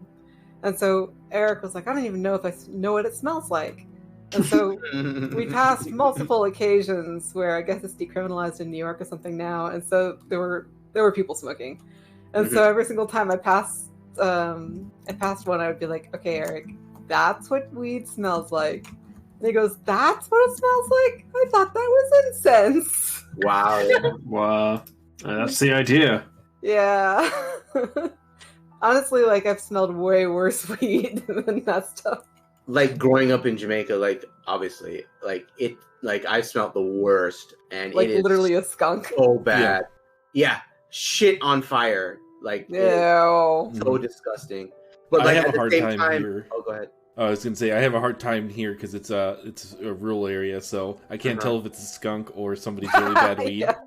Bad weed, but, or like at the same time, I smelled like really weak weed. Like even when I went to Jamaica like a couple months ago, like the tourists, like while we were on our tour and whatever, like they were smoking some, and it was some weak shit. I could barely smell it. And you just know that these dudes got ripped off. Oh, which is very common, but yeah, like when with like actual ganja, Jesus Christ, man. I know my dad used to do a lot of. My dad so hard. My dad used to do a lot of work out of Jamaica, and he was just like, it's a very strong smell down there. Yeah, it's horrid. Stinks so bad. Yeah, I used to live with a brother, and they smoked like every day. Oh yeah. And I was like, you do that shit outside. Man. Hey, they're just listening. They're just following the rules, you know? Smoke weed every day. Smoke weed every day.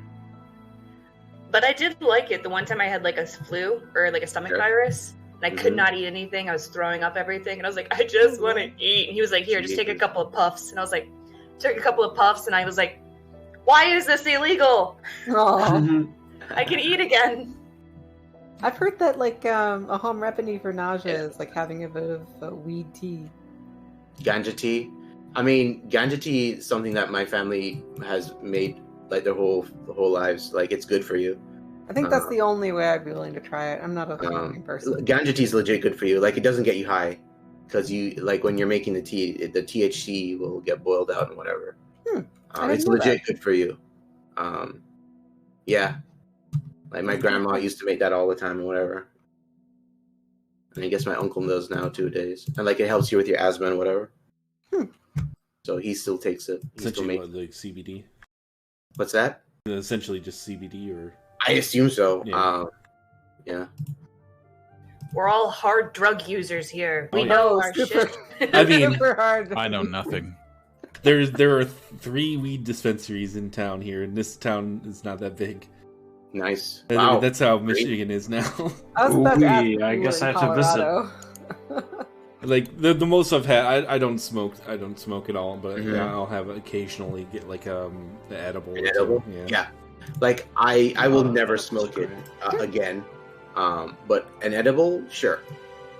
Give me that. Yeah, it's a very different type of high, though. Yeah, absolutely. But like the stench and Mm-hmm. the smoking it, like the fact you're smoking it, you're damaging your lungs. Right, exactly. No matter what you smoke. I No mean, matter what you smoke, you're Yeah. inhaling smoke. You are I- damaging your lungs. It always makes me really kind of like twitch a bit in the eye when people are like, it's not as bad as cigarettes. I'm like, you're still inhaling carcinogens and 100%. damaging your lungs. Yeah, Don't 100%. fucking smoke. Guilty, like me, like I think it was like last week, went out to a hookah lounge. Oh, Yeah, Oh, hookah man. lounge. I mean, I know hookahs taste really good and stuff. I've never had it myself, but Yeah, I don't smoke very often. I just whenever I Yeah. like hang out with friends, sometimes I'll Sure, do sure, it. sure. It was a Lounge. it was a pumpkin spice. oh god. that sounds great. I'm sure that tasted great. Yeah. Just happy Maybon, everyone. There's Yeah. such a thing as aromatherapy, you know. But yeah, like an edible. Like I mean, I'm used to the brownies, right? Yeah. But These are just Edible, gummies. sure.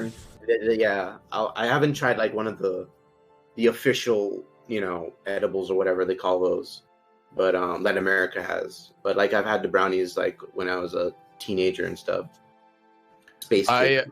I was on one of the chocolate edibles that my sister brought back from when she went to Colorado, Mhm. and I started Bloodborne Oh while my I was on God. it. And Did you have a bad time. no, I actually beat Gascoigne on my second try. Wow. Nice. Okay. Performance enhancing drug. Elevated. You unlocked the secret. I think it's just because I wasn't like overthinking it or anything else. But then I got up and I was like, I'm gonna go to bed. Yeah, there you go.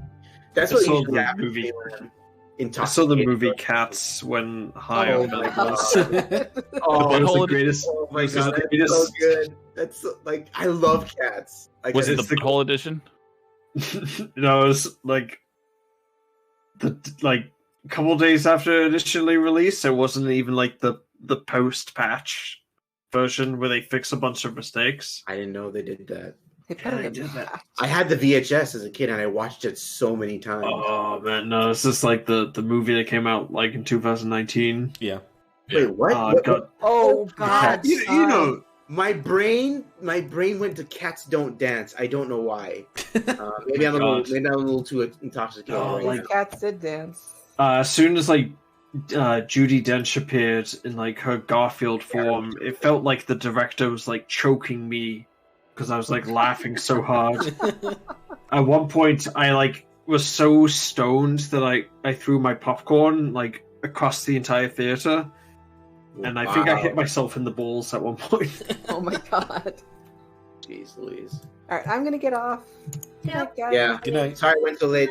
That's Good fine. night. We've have been a good night, chatting. friends. That's cool. Yeah, I gotta go take care of my dogs. See you guys All right, next take week. care. Night. Later. See you next time.